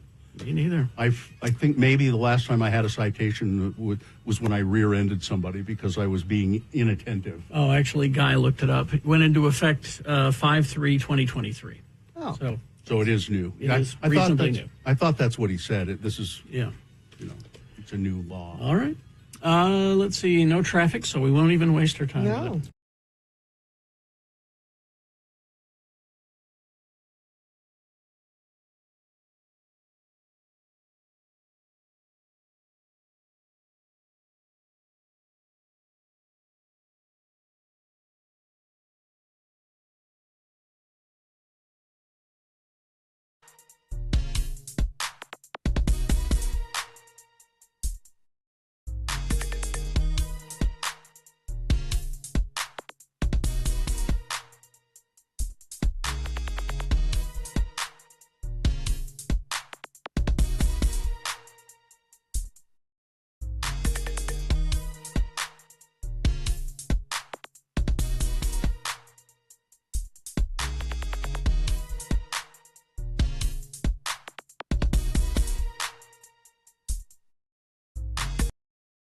Time to award Boner of the Day. And the boner of the day is brought to you in part by steak with potatoes and grilled shishito peppers.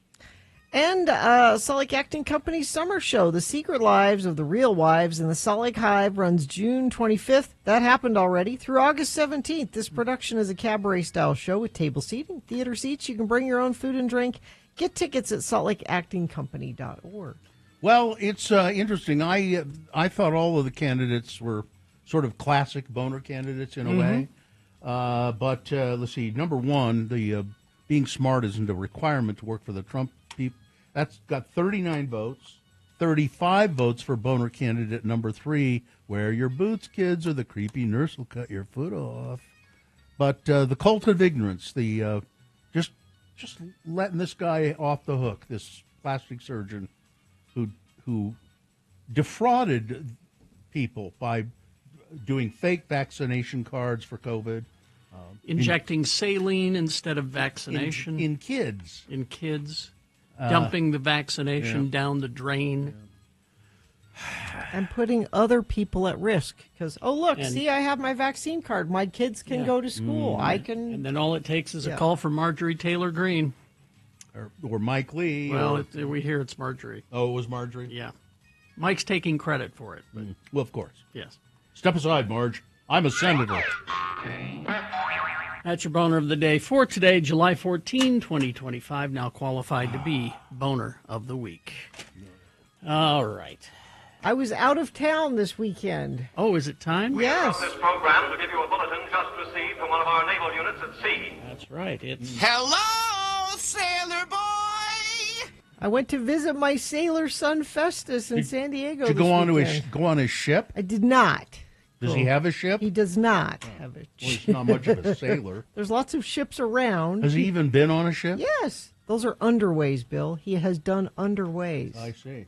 But he got his orders where he is going to be stationed in the middle of nowhere for a year. There was something Diego or Diego Garcia. Diego Garcia. And I'm feeling like I need to see him as much as I can because I don't know that I will be able to see him while he's there. Yeah. We're hoping that maybe he can have leave and meet us somewhere. Now there's a Close picture by. of you and Festus at the x96.com/live. Is he still doing that stupid mustache? Is that what that is? I mean, I think that's just a not shaving. I don't think that's trying to do a mustache. Is that at the baseball game? Yeah, we went to a Padres game, and it was really fun. The Padres play at Petco Stadium, which is in the middle of downtown San Diego. yeah. And I was sitting there thinking about our own possibility of getting a Major League Baseball team here in Salt Lake. Mm-hmm.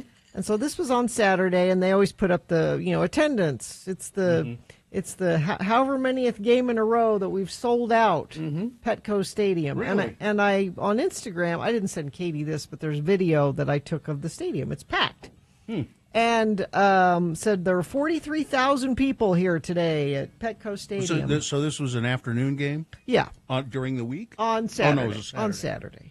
But it got me thinking, okay, the way baseball works is like there'll be a home stand, and the Phillies come to town, and you play several games for Right. several days. Yeah. And do you think 40,000 people are going to go to a baseball game day after day Well, in Salt Lake? No, I don't know. I wonder. I think that's the Salt Lake is made to have a Major League Baseball team. You have to be a pretty big city. And I will say this: sitting there at that game, it was really fun. The food was good. The energy was good. It was fun to watch. It is a different feeling watching a professional event like Did you that. have a hot dog? I had a big pretzel. You have a beer? And a beer. Yeah, Yeah, I had a good, beer good. and a beer. And Festus is like, "You don't drink beer." I said, "I do at baseball games. Give me a beer." So I wonder how that. And I asked. So he bought the tickets. Okay. And he wouldn't tell me how much they are, but he also had gone to a game previously of the very top row cheap seats. I said, "Well, how much were those?" He said those were $40 for the cheapest of For the cheap cheapest of cheap seats. So he probably paid, a couple $300. Well, you were down. Yeah, we were down kind of behind home plate. They were good. They were good. Good seats. But there to visit Festus, I wanted to read this to you quickly. So I went by his apartment. His friends were going shark fishing, and they had bait they had to put in his fridge to keep it cold before they. Keep shoveling some of that chum, Chief. Yeah, sharks really like the cold bait. It's some bait they get from Walmart. It's like fish parts, frozen fish parts they get from. Yeah. It'll warm up once it gets out on the boat. But so I glanced down at the counter, and Festus is doing these rotations in different clinics and things where you get reviewed by the doctor there, saying, yeah, And I'm just going to read you this review because I took a picture of it. I don't even think he knows So I saw this is a review from his superior. Yes. About Says, his work. hardworking and eager to learn, is willing to be uncomfortable and push himself for the sake of learning. He's dedicated to his growth as a future medical provider and genuinely cares about the patients and delivering quality patient care. I see the photo you took of that, and it says after that, he just needs to get rid of that stupid mustache. Yeah. I mean, I've tried talking to him about it. He won't listen. you know, you can try and explain it away all you want by saying, "Oh, I think he just didn't shave." I don't think that's on purpose. I That's a think that's that's a just mustache because there wasn't that kind of hair on the rest of his face. But he'll graduate in August. I'll go back in August for that. Then off to Diego And Garcia, off to Diego Garcia. and you can't visit him there. No, there it is. The only thing there is a military base. I'll bet he starts smoking cigars. Oh, that was one of the things he said. So we went to the Navy Exchange, which is like the little store there on base, because I wanted to buy him some things for his moving. And he said one of the things, 'cause I'm like, what can you take? What is okay? And he said, well, one of the things that they're very specific about is you can't bring more than 200 cigarettes. You can't bring more than 200. How many Like packs people is would, that? well, people would like bring them, and it's like prison. You can Like, barter with You them. can barter. How many cigarettes in a carton? Let's see. Well, it's 10 packs, 20 cigarettes to a pack. 20 cigarettes to a pack with 10 Yeah. packs? You Yeah. can't bring more than 200 cigarettes. I said, well, are Somebody you going to bring quick. the limit so you can have some, barter money? Yeah. He doesn't smoke. No, right? but he said I might just bring some because apparently they're very valuable. Well, I there. think because we were told that when we went to Russia. Yes. And at first I kind of poo-pooed it. I didn't want to do it. But then I did. yeah. I think I was still smoking though, wasn't I? Yeah. But And could you use them as they came yeah. in very Oh. handy. When we were on the train heading out of the Right. country, and the armed Russian guards got on the train to search everybody Yeah? and to search your stuff, really? we were told specifically you can't take rubles out. Right. Do not. That's a jailable offense. Well, I had some, and I had them in my comic books. Uh-oh. And the guard came into my little area no.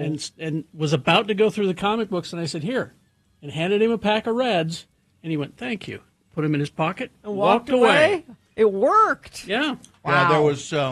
It was really cold on that train, and they have these coal burning stoves at the end of the train with an old woman who shovels the coal in there, old babushka. And it was getting kind of cold, and I gave her a bunch of cigarettes, and she started shoveling coal. Well, there you go. Bases ball. Base, yeah. Oh, sailor boy! Traffic. Oh, let's see. So, crash I-15 northbound approaching 72nd South in Midvale has 3 lanes blocked. Traffic quickly backing through Sandy toward Draper. Crash southbound I-15 Glover Lane in Davis County. And let's see. Sketchy Blake says traffic lights are out. Harrison from 32nd to 40th Street. Thank you so much for sending that in via text at 33986. Utah First Credit Union's personal checking, where every feature comes standard. Learn more at utahfirst.com. All right. We will take a break. We'll be back after a short break with Bill Frost telling us what's on TV this week. Stand by for that. Larson, HVAC, and Plumbing. Now, let me be clear. What we're experiencing here in the studio is a commercial thing. Yeah. But my house is so comfortable. Mm-hmm. I have a brand new air conditioner from Larson HVAC and Plumbing. It's the Larson family-owned company, friends of the program, everybody that works there. I did not know how poorly my AC was working until I got a new one. Lots of reasons to do it now. There are rebates that Larson will submit for you. We've already got our rebate back. We didn't have to fill out any of the paperwork. They take care of it for you. Also, they're doing, in addition to that, they're doing $500 off a new high-efficiency air conditioner. Plus, you get 1 year's worth of filters for free. You just need to give them a call.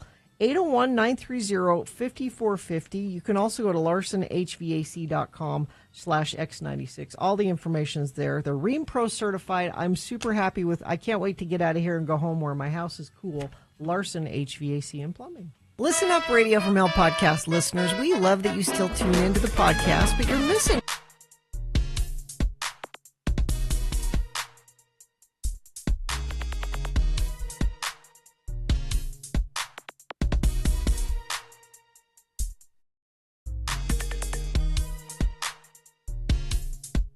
I have something. What do you have? Oh, So- about this thing yesterday? Yeah. So yesterday was the 12:20. Every device is going to get an alert from the Yep. I did. emergency alert system. I You was need to know that. I was sitting here still at work. Oh, yeah? Yes. It goes off, and almost immediately, I get texts from my kids, Jonesy and Muhammad, my son, not the prophet. They're at school. Yeah. And said, let me see, I was just going to see. Oh, here's Jonesy. There's an emergency at school. I don't know what's going on, but I'm safe and I love you. Oh. And then Muhammad says, there's a possible shooter.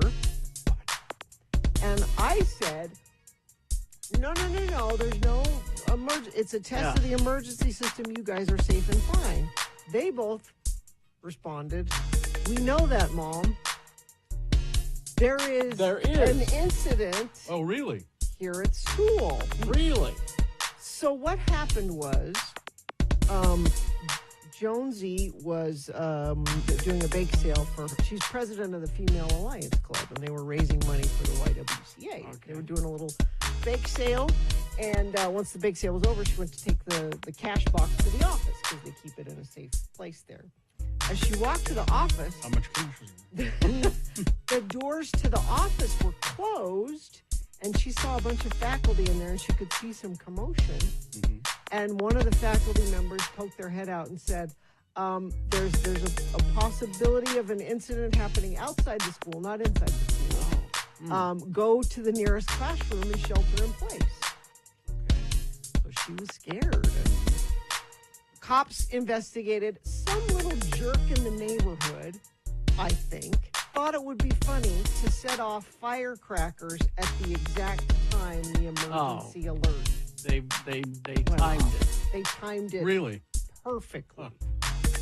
So they figured out pretty quickly that there was nothing going on. But I mean, Yeah. scaring kids unnecessarily. Wow. Yeah, I mean, there is sometimes when it's necessary to scare kids, but this was not one of I them. mean, it all got cleared up very quickly.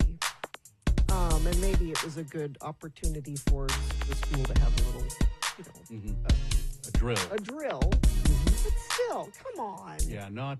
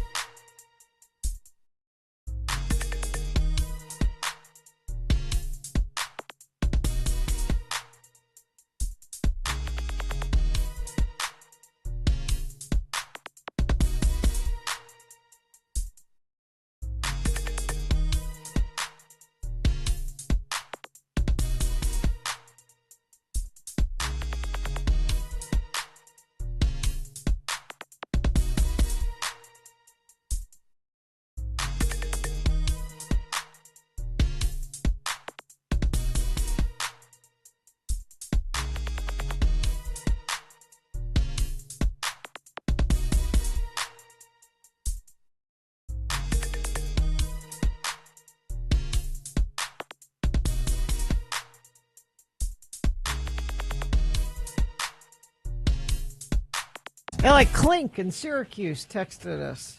Said, what's on TV? I said, hang tight there, Clink in Syracuse. Bill Frost will tell us. Okay. Oh, yeah, he's a colonel, isn't In Syracuse. he? Yeah. Yeah. Bill Bill TV. Frost, brought to you by? Led Zeppelin fans, don't miss Jason Bonham's Led Zeppelin Evening celebrating 50 years of physical graffiti, Sunday, August 10th at Deer Valley Snow Park Amphitheater. Get tickets at thestateroompresents.com.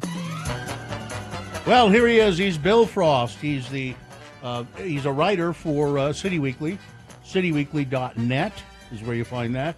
He's a podcaster. TV10 is the name of the podcast, and you'll find that wherever you find podcasts. Yeah, and also you can just go to billfrost.tv. It'll be there as well. It'll have links there. Okay. Well, do that then, billfrost.tv. So what have you got for us on TV? Oh, it's a very slim list of new things. On tomorrow, How to Train Your Dragon, the live-action one, is out on video on demand. Oh, that seems like that's soon. I know, right? I was gonna say already. Yeah. And also that Trainwreck series on Netflix. Now we're up to Balloon Boy. Oh, yeah. Oh, no. Where were you when Balloon Boy happened? And that's on Netflix. And Wednesday, this is for the YA crowd. The Summer I Turned Pretty, Season 3. I hope she stayed pretty. It's been 3 years now. Yeah. Once you turn pretty, you stay pretty, don't you? I don't know. Oh. Yeah. But, yeah, that's for the kids out there. And Thursday, for Carrie, Star Trek, Strange New Worlds. Yay. Oh, really? Yes. On Paramount Plus.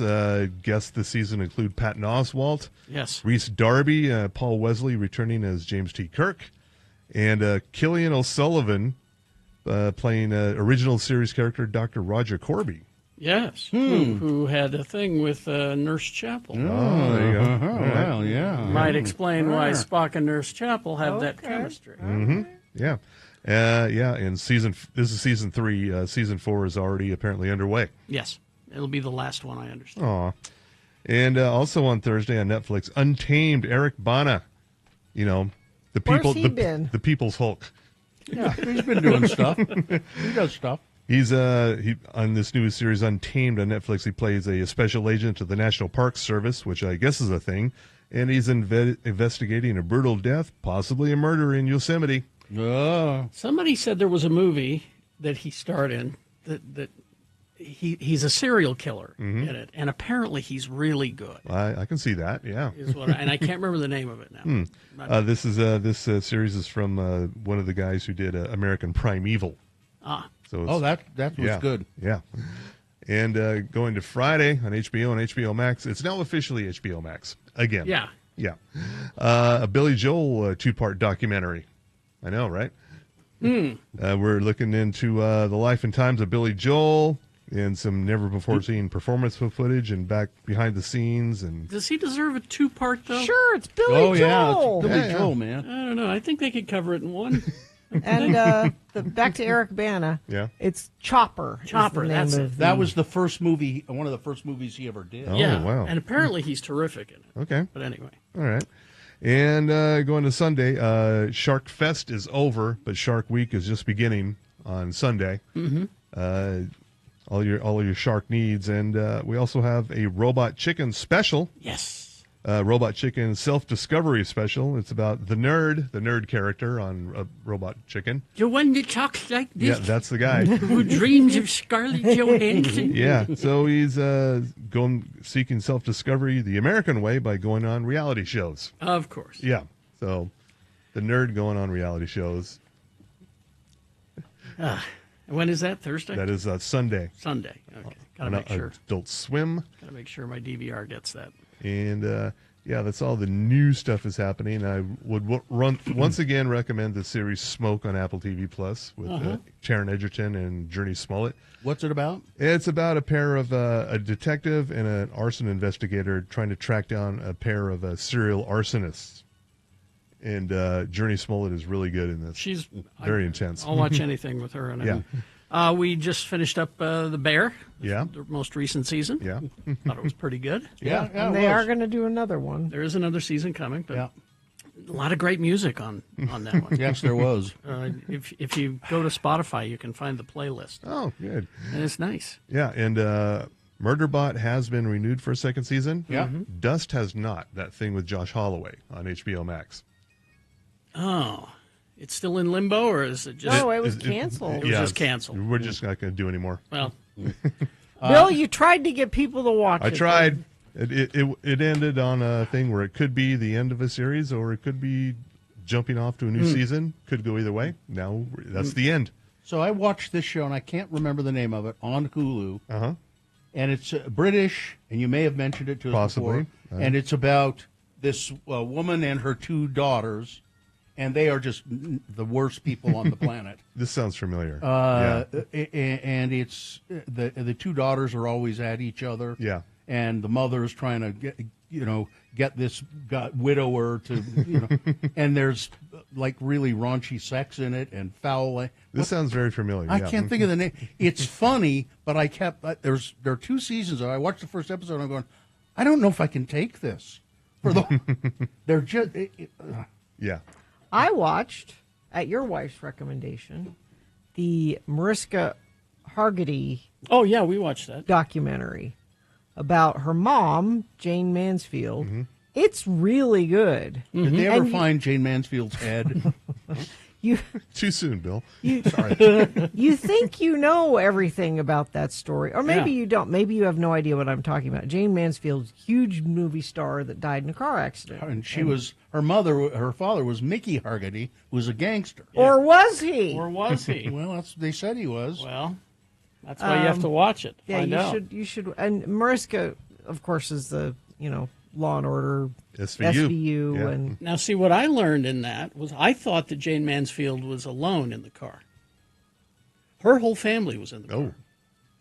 That's right, yeah. They were just asleep, and she was sitting up, and that's why Uh-huh. she got killed. Yeah. Everyone else was asleep. it's a fascinating The documentary. car went under a semi, and there's now a feature on the semi trucks, and it's called the Jane Mansfield, I think. I think it's just a Mansfield It's called, bar. It's called a Mansfield. That's right, a Mansfield bar, which will, will Prevent a car from going under. help so that people will not be decapitated. Yeah. Well, how's that going to work in the Fast and the Furious movies then? Because you got to slide under to. It's a very interesting documentary. I recommend. Is there any? Was she really decapitated? They don't talk about that, They really. don't talk about it. Just that she was killed. They don't the lurid. They don't do the lurid. They don't No, do because it's Mariska that's doing it, so Yeah. she probably didn't want to spend a lot No. of time talking about her mom's head. No, I mean, I guess I wouldn't either. Now that I think about Yeah. it. She As a matter died. of fact- we don't need to talk about as a- exactly how she. As a died. matter of fact, I'm starting to feel oogie talking about Jane Mansfield's head. All right. And I started the final season of Squid Game. Oh. Just when you thought that show couldn't get more dark, Yeah. let's bring a baby into it. Oh, yeah. Yeah. Oh, Well, man. how's the baby going to follow instructions? Well, it's now a player, okay? how? Exactly. Oh, Oh, you got to watch, Gene. You're All thinking right. too hard. Like I okay. said, it's really dark. Anyway, well, thank you, Bill Frost. Sure. Thank you so much. BillFrost.tv. Yeah. All right, traffic, Gina, please. There's a crash northbound Harrison Boulevard, 32nd Street. 2 left lanes are closed there. Crash northbound I-15 6 South in Salt Lake, right shoulder affected. And southbound I-15 Glover Lane, Davis County, left lane closed there. And northbound I-15 80th South, 3 lanes of traffic closed there. And looks like that's it. You can always text us what you're seeing on the roads, 33986. Summer Showdown continues this weekend at Broadway Center Cinemas with District 9. Oh, that's a good one. I like District 9 a lot. And Annihilation starring Natalie Portman. Also, the film Eddington starring Joaquin Phoenix and Pedro Pascal. Get tickets and showtimes at slfstix.org. All right. We will take a break. We'll be back after these messages and a song with Beat Gina. Yes, it's the game show. Everybody wants to play Beat Gina. Multiple choice pop culture trivia. If you play Beat Gina, you will win. Tickets to see Slightly Stupid with special guest Iration at Granary Live. Yeah, it's going to be a good show. Slightly Slightly Stupid. Slightly stupid. Not simply stupid. Not simply stupid. Slightly stupid. Partially stupid. Yes, 877-602-9696 is the number to call. Line up to play Beat Gina. You'll get those tickets. BigOTires.com. Oh, tons of tires on sale at Big O Tires. Tons of tires. Big O is selling tires. Let's see, the Michelin tires. You can save up to $120 on select sets of Michelin brand tires and the BF Goodrich tires. Save $200 on select sets of those. And Big O Tires, your one-stop shop before you hit the road for your next road trip, including air conditioning service. And that's something you really ought to make sure is working right. Not just that. My husband just did this. Get your trailer tires fixed. You think about your car tires all the time, whether that's your RV or if you have a flatbed where you haul things. A motorhome. Yeah, get your trailer tires checked. Big O does all of that kind of thing. They do tire rotations, oil changes, custom wheel and tire jobs. And what's really nice about Big O, there's one near you. There certainly is. Go to bigotires.com. Find the store near you. Big O Tires, the team you trust. Coming up on August 23rd at Granary Live, don't miss Damien Jr.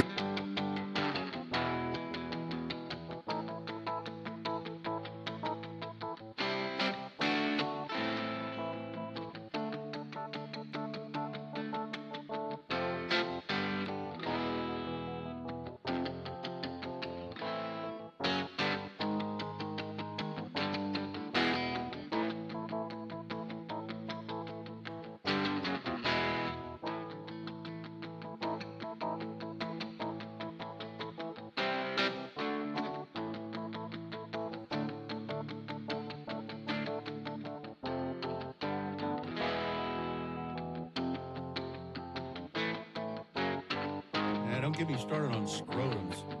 Yeah. Scrot envy is a big thing. It's not. Oh, come on. You didn't go to the Deseret Gym so much as I did back in the Was that the thing at the Deseret Gym? You just saw a lot of them, and a lot of older men. And when your older gravity has worked on it. That made you envious? No, it didn't. It just made me incredulous. Yeah. Like, man, I can't believe that. Why is I'm just going to trip over that. Why are you naked with your foot up on that bench? Yeah. Why are you doing that? The old Deseret Gym, I enjoyed going there, but it was an odd place sometimes. Could be. It was very odd.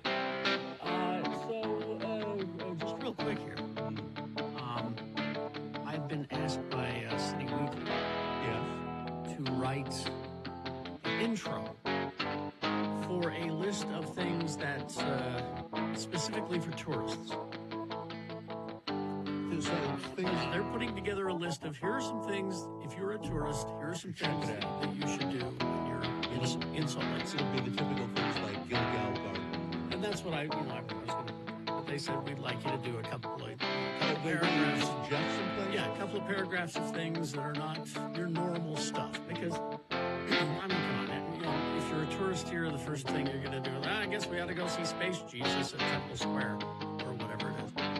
The usual stuff. So I've been making a list of stuff. And I was wondering if you had anything that like you should put on, like Gilgal's on. Okay, what else is on? Let's see, my wife's suggestion, and this was my wife's suggestion because of you inviting, what's his name, from New York. And then suddenly it was like, no, you can't stay at my house. Yeah. My wife was going to have none of it. And so Sue took him around. Yeah. And Sue took him to Memory Grove. Sure. And he thought that was quite beautiful. That's nice, yeah. So there's that. I asked my Geek Show friends, and Tony said, I think our greatest contribution to world cuisine is pastrami burger. Well, I don't know about that, but a Crown Burger experience might not be a bad idea. So there was that. Somebody said if they're not from Southern California, get them to Red Aguana for the mole. Yeah. Because if you're in Southern California, you're getting good, authentic Mexican food. There's a food truck that I'm digging right now called Grumpy Dough. How do you find it? It's right next to Ruby Snap Cookies. They park there. Oh, I've seen that, yeah. It's really good. I haven't caught the name, but I've seen the truck park. Rebecca suggested the Capitol Antique Mall for some funky vintage stuff. Is that the one that's the big old mansion there on the first South and 30s? I think so. And then I was thinking, well, I had a great time with the whiskey tour, Whiskey and History tour with Jimmy Santangelo. Okay. Yeah, I'm trying to think of instead of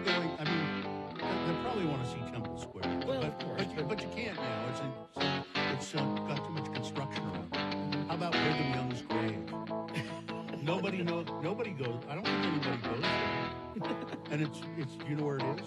It's that way. It's just up above, just on the very beginning of the avenues, like First Avenue and A. I remember seeing it. Yeah, that's a grave, all right. But I thought it was odd that it's so unassuming. You know what I mean?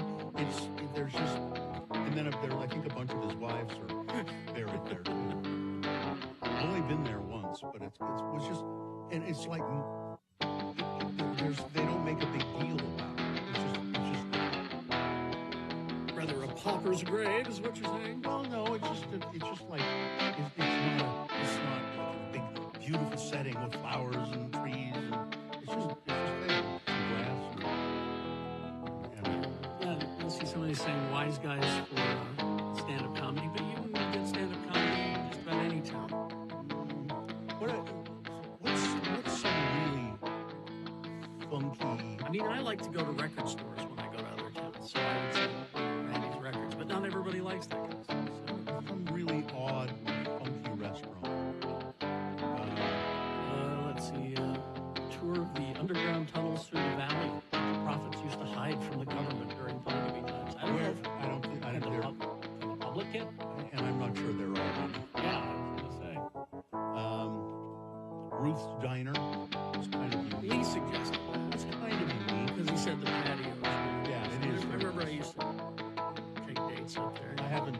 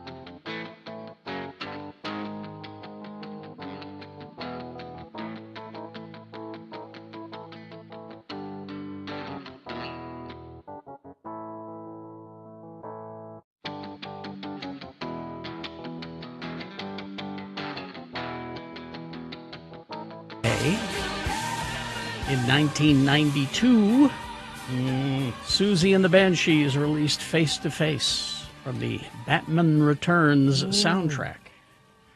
And I think that's the last time I heard that song. Probably. Also on the album Superstition. There's a Nick Cave song on that album. Oh, there is? Yeah, I think so. I'd have to go look. All right. Beat Gina, brought to you by X96 welcomes Slightly Stupid with special guest Iration to Granary Live on July 27th. You can get details and ticket links at x96.com. I'm Beat Gina announcer Johnny Ola saying aloha. We'll get to our game in just a moment. All right. But first, it really is true. Popularity follows the ukulele. Say it properly, the ukulele. If you play quaint, dreamy Hawaiian music or the latest songs on the ukulele, you'll be wanted everywhere. Will I? Learn to play by mail with 20 simple lessons. You'll receive free with every course a genuine Hawaiian ukulele. Music, everything, no extras. Just ask and you will receive the story of Hawaiian music. You will love it. No obligation, absolutely free. Send your inquiries today to the Hawaiian Music Institute, 1400 Broadway, New York, New York. Aloha! Play the ukulele. And now, the big kahuna of the game show hosting. Here he is, Kerry Jackson. So I'll be popular if you learn to Yeah. play Hawaiian songs on the ukulele. You bring it to parties, Carrie? Oh, sure. Why not? Everybody loves to see Yeah. a stringed instrument pulled out at a party. All right. The randomizer has picked a contestant. Gina, you'll be playing against Jesus today. Jesus, are you there? Yeah, I'm here. All right, Jesus. We're going to toss a coin to see who goes first.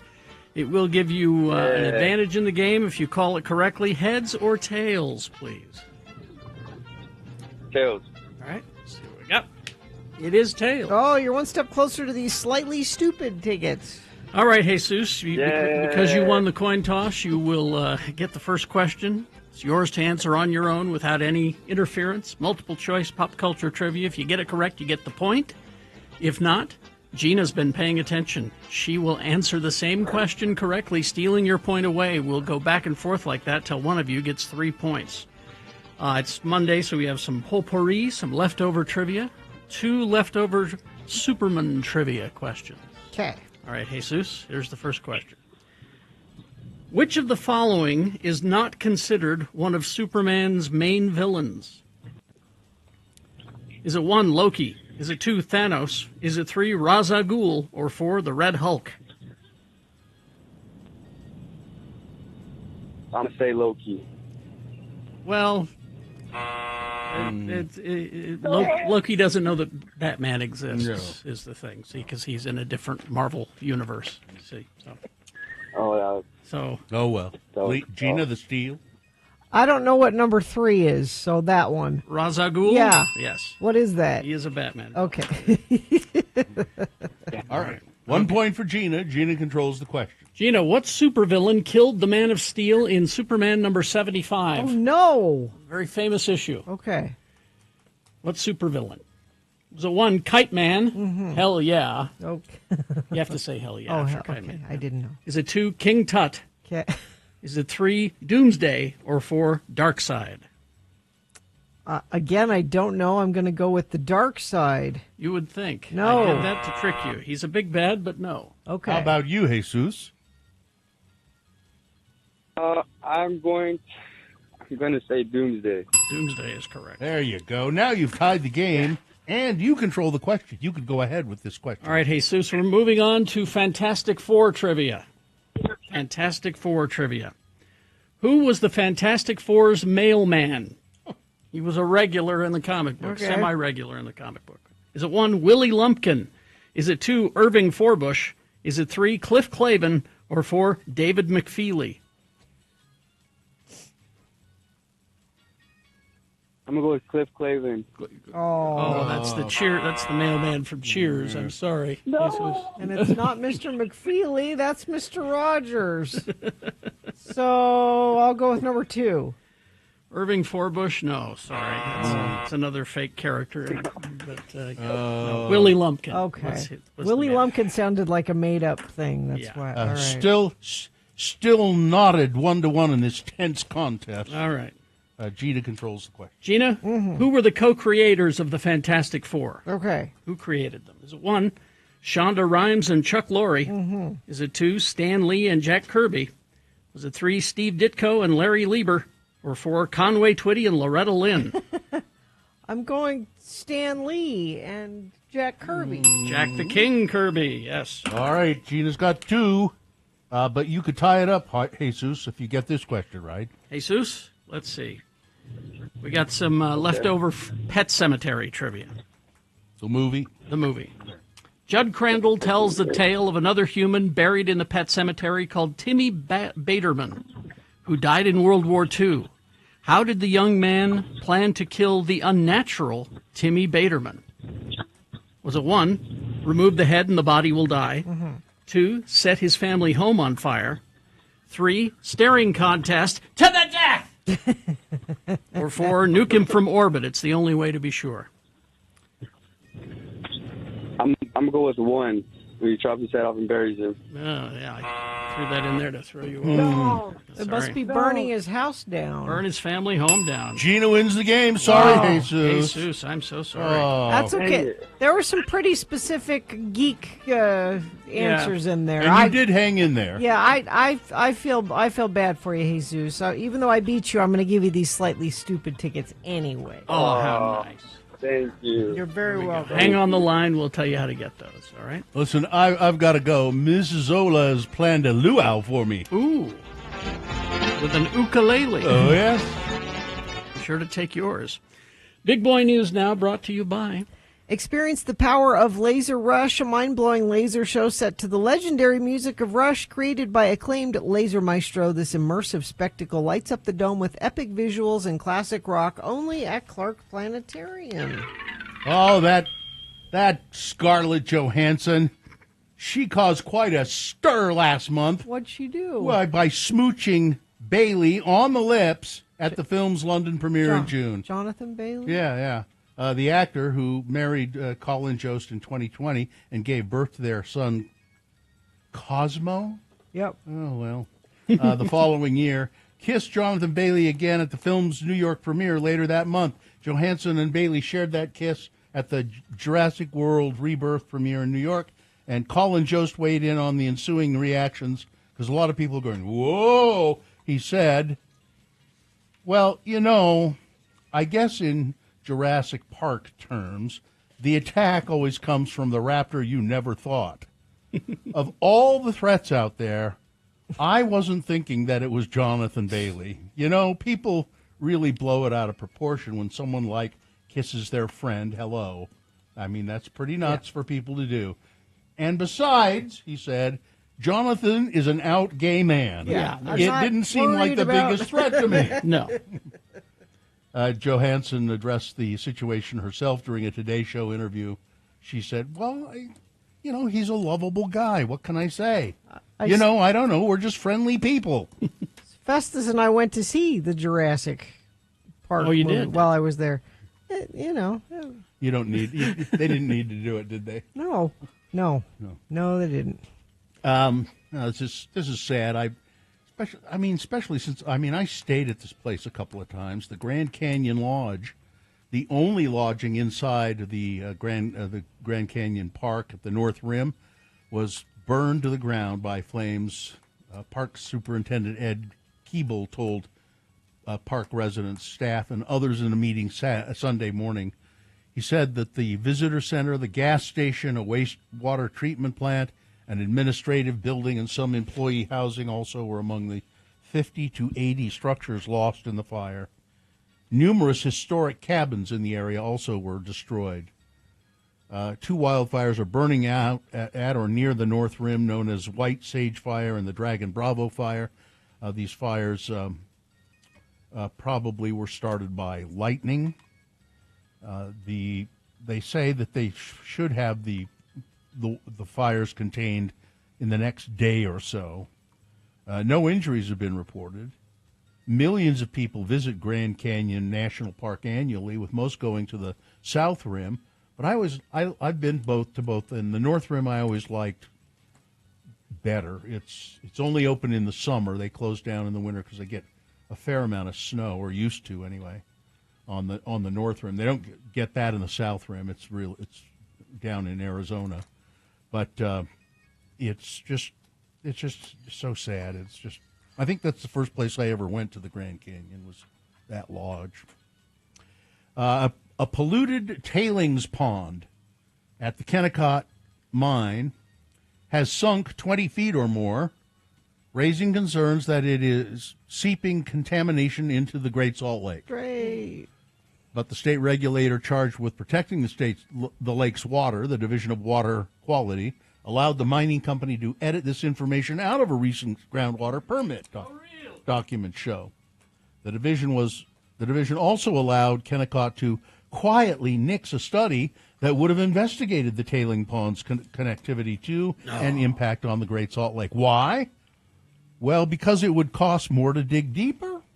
That's according to Lynn DeFreitas, executive director of Friends of the Great Salt Lake.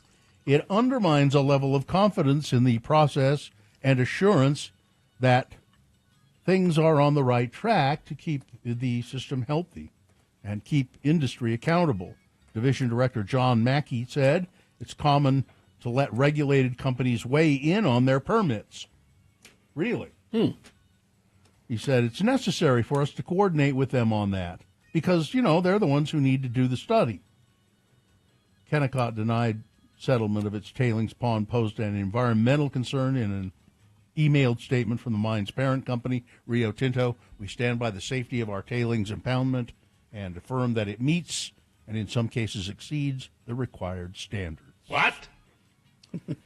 Water main break in Provo, in downtown Provo, really ruptured Saturday, sending water and debris all over Main Street. The line broke at about 2:30 p.m. on Saturday.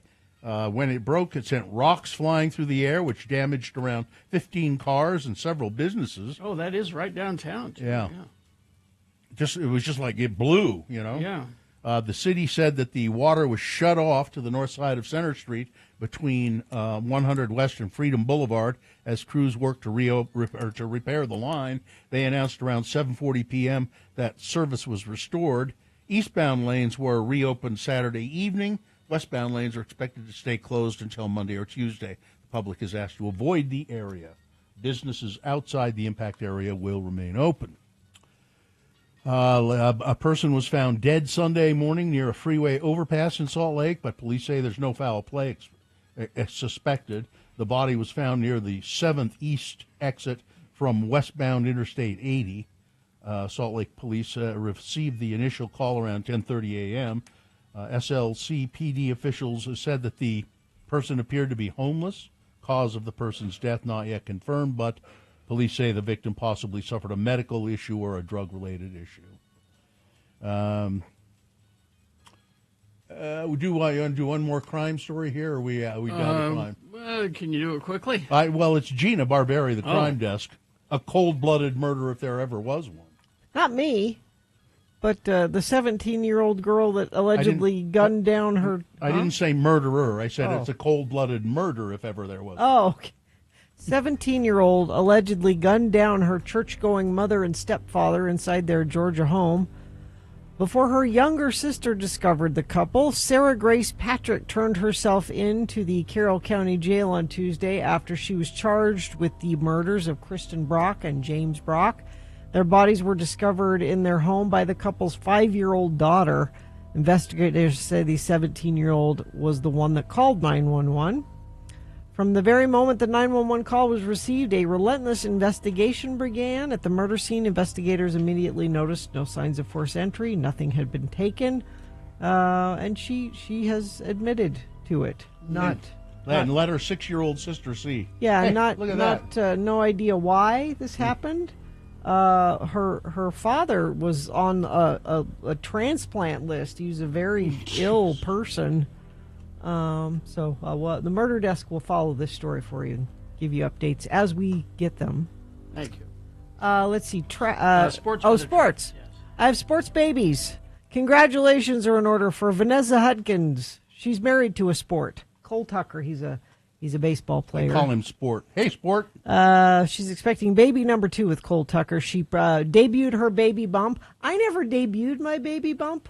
Oh, you really should have, It was a missed opportunity. It was. Also, Olivia Copo and Christian McCaffrey from the San Francisco 49ers. welcomed a new daughter over the weekend. Welcome. Hello, daughter. That's Sports Babies. Weather. 73 outside, which sounds nice compared to how it is here in the studio. That would be lovely if it were 73 degrees in here. 97 on the outside for a high. Overnight low 72. Tomorrow even warmer. High expected around 100 degrees. Traffic, we have a vehicle fire southbound Legacy Parkway near West Davis Corridor merging into Farmington. The right lane and shoulder are blocked. Crash northbound US 189 at the south end of Deer Creek Reservoir. One vehicle is off to the right in the grass. Crash I-15 northbound approaching 72nd South in Midvale, blocking several lanes of traffic there. Oh, let's see. We also have crash northbound Harrison Boulevard, 32nd Street up in Ogden. 2 left lanes closed there. Haster Games for board games, Magic the Gathering, Pokemon, miniatures, dice, paints, and more. Haster Games, 6831 South State or HasterGames.com. All right, thank you very much. We will take a break. We got some geek news for you. Then after 9 o'clock, it's the Boner Recap Game. You'll win a prize if you were listening to the Boner, if you know who won. We'll explain how that works coming up. Stand by.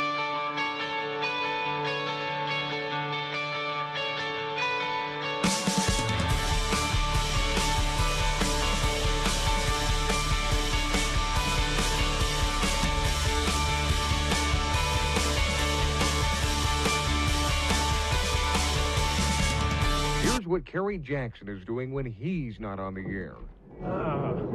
Yes, Mr. Jackson, thank you for coming into my office. As the manager of this department store, it is my job to make sure that everything goes smoothly. And during the Christmas season, that's especially important. We hired you to be our store Santa on good recommendations from your radio station management. But frankly, we've had complaints from many of the parents about your performance as Santa. Now, how do you begin each visit with a child? Well, first off, I have them shake my hand. Shake your hand? Yes, I'm the hand-shaking Santa. You don't let the children sit on your lap? No, the hand-shaking Santa wouldn't do that. And do you have any idea how germy little children are? You know what I really hate is that little kid smell. You know the smell I'm talking about. I see. And then they tell you what they want for Christmas. Well, after they've shaken my hand, I ask them to write an essay about how good or bad they've been during the year, and then they're asked to list what they want for Christmas. Now, that list is then submitted to one of my elves, and the essay is graded and placed in the Handshaking Santa essay box. You have paper and pencils for them in Santa's castle? No, the Handshaking Santa does not provide essay materials. If the children are unprepared, it's no concern of mine. Uh-huh. Well, I think I've heard quite enough. Oh, fine. My break is just about over, and I still have to disinfect my fingernails and put on a fresh pair of gloves before I have to greet the little vermin again. Get away from the Handshaking Santa, you dirty, dirty little children. Oh, my God. Miss Johnson, would you call the radio station we hired this Santa from? We need a replacement immediately. Here's what Bill Allred is doing when he's not on the air. Ho, ho, ho, ho, ho, ho, ho. Welcome to Santa's castle. Merry Christmas. Santa, why are you lying on the floor? I'm the leg wrestling Santa. Tell me what you want for Christmas. Well, I want the White Power Ranger and the Nerf Ball Zuka. All right then, Sonny. Lie down here right next to me. You do know how to leg wrestle, don't you? Oh, yes, Santa, but couldn't I just sit on your lap? Oh, no. The leg wrestling Santa wouldn't do that.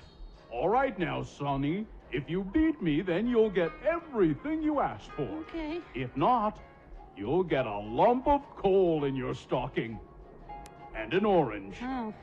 Here we go. Okay. 1, 2, 3.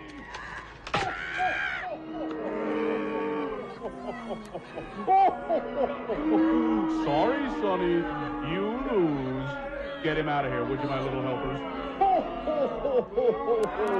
Who'll be the next to challenge the leg wrestling Santa? Why don't you leg wrestle me, Mr. Butthead, jolly old sucky claws? Aren't you a little old to be leg wrestling Santa? You're pretty tough with these kids. Let's see you take on someone your own size. All right, then. You lie down right here. Good. But first, I have to take a leak. Can't leg wrestle on a full bladder, you know. Be right back.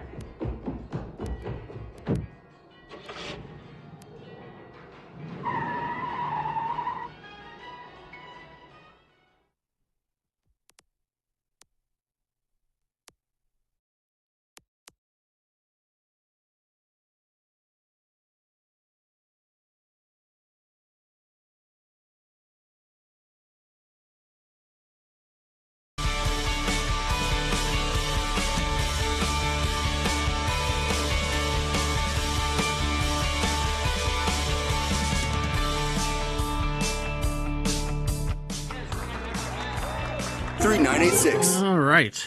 Let's see, 8:46 right now. Geek News brought to you by Cabin Fever, locally owned and operated since 1982, located in the heart of Trolley Square. It's Cabin Fever, so much more than a gift store.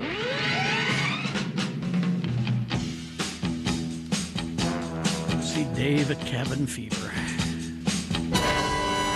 All right, let's see. Everybody's talking about Superman. Yeah. It's all about the Superman.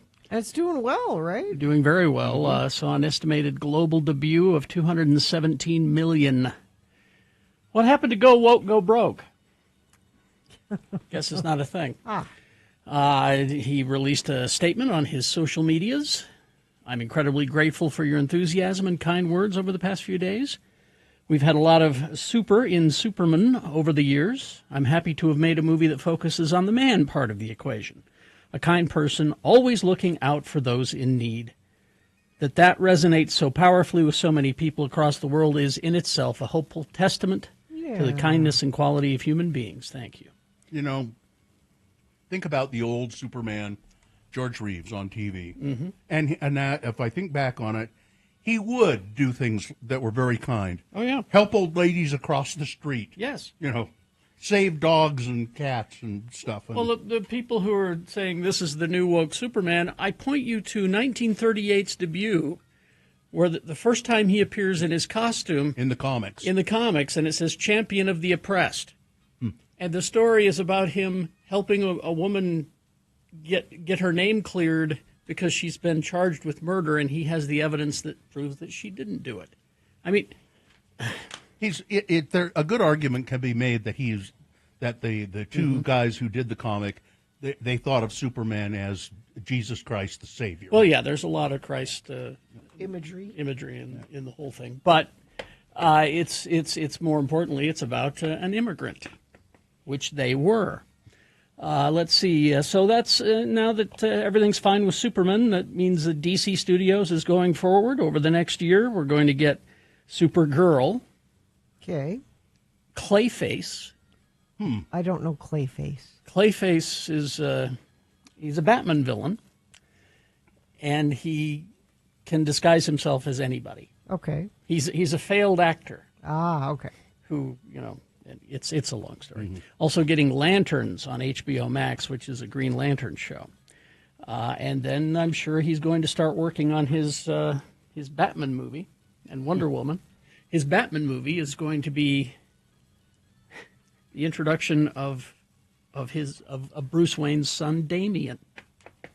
Not adopted son, Not actual? adopted son, no. Okay. Who also he had the baby with Alfred the butler. follows in his father's footsteps.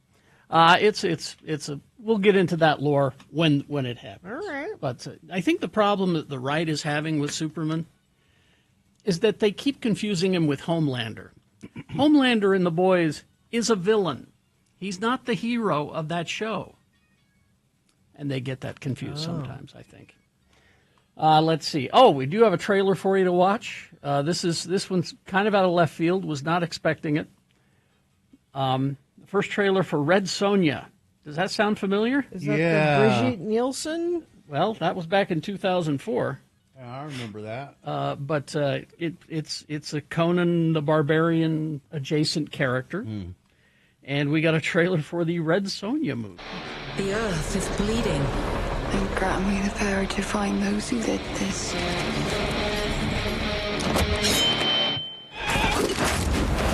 Yeah, there's a lot of that in there. A lot of sword fights and arena battles and land battles and good. I like this one. Very, very feisty, eh? But she's an Echo Warrior in this one, He wants apparently. us to fight, or we both die.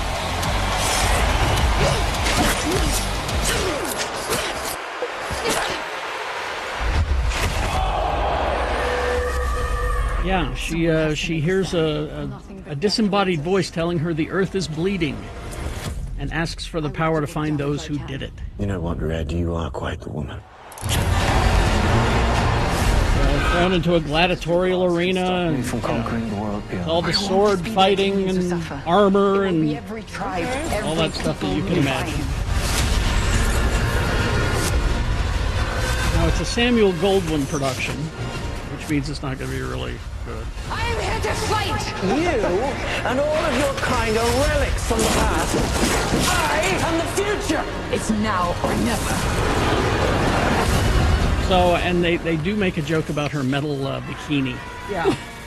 Which I'm glad they addressed. It's not very comfortable. It's not meant to be comfortable. It's not meant to be comfortable. It's meant to be intimidating. Well, not even that, really. So here's have this and these. The metal And bikini. that protects nothing. The crowd will love it. Oh, that's it. That's it. I'm glad they made a joke Yeah. about the metal bikini because it's, Doesn't protect anything, but the crowd will love it. it's a crowd pleaser. Yeah. That's what. Now here's the weird part. It's slated to release in theaters on August 15th, and then be available at home on August 29th. That's not giving it much time. That's not giving it much time in the theaters. I think that they know exactly what they have on their hands. Let's see. So you got the Netflix, right? Uh-huh. Does it ever suggest to you anime, Japanese anime shows? Not much. That's interesting, because Netflix is doubling down on their content for anime. It said more than 50% of its members, amounting to over 150 million households or an estimated 300 million viewers, watch anime, they say. The company says anime viewership on the platform has tripled over the past 5 years, 2024 marking a record-breaking year. 33 anime titles appeared on Netflix's global top 10, more than double the number in 2021. Yeah, anime content viewed over 1 billion times globally, they say. 80 to 90% of users opt to watch anime dubbed. To capitalize on the demand, Netflix has begun offering anime titles with dubbed audio and descriptions in 33 languages, but they are adding more anime for you, including a Hitman-turned-Family Man manga adaptation Sakamoto Days, which is premiering, and also Cyberpunk Edge Runners 2 on its way. So, yeah. Lots of content. Lots of content. Anime. I read this headline and I was surprised. George Lucas is headed to Comic-Con for the first time ever. First time You're ever. surprised he's never been, or surprised he's going? I'm surprised he's going. No, this is a passion project of his. It's the Lucas Museum of Narrative Art, which is opening in 2026 in LA's Exposition Park. The museum will have illustrated storytelling across time, cultures, and media. Works by Norman Rockwell, Kadir Nelson, Jesse Wilcox, Beatrix Potter, Frida Kahlo, people like that. Also comic artists like Jack Kirby, Frank Frazetta, R. Crumb, and they're also going to have the Lucas Archives in there, which is the models and props and concept art from all of the films that he has made. All right. But he's going there with Guillermo del Toro and Queen Latifah, who I think is going to moderate the panel. Bill, I don't know if you're familiar with this movie. It's called Sinners. Have you seen that? Yes, indeed, I have.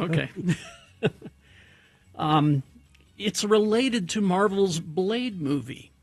That was not produced. I was wondering that because it's vampires and Yeah. Okay. The Sinners producer, Shev Onahan, revealed a lot of the film's background actors are wearing costumes originally meant for the Mahershala Ali-led Blade movie, which never got made. Both films share a costumer in Black Panther, who was Ruthie Carter.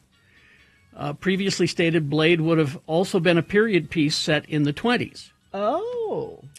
Okay. So because you got Ruthie Carter there calling up Kevin Feige saying, hey, you're not going to use those, are you? I need some vampire. Oh, well, I'll be costumes. damned. And Kevin Feige went, yeah, go ahead. Go ahead. So, yeah. Marvel was, it says Marvel was generous enough and kind enough to let us basically purchase it at price. Well, so does that mean there's definitely not going to be a Blade movie? Well, no, there will be a Blade movie. It just won't be a period piece. Oh. Probably. I think that was maybe where they kept kind of slipping up, is that they wanted to do a period piece and it wasn't quite working out. So anyway, there you go. That's your news.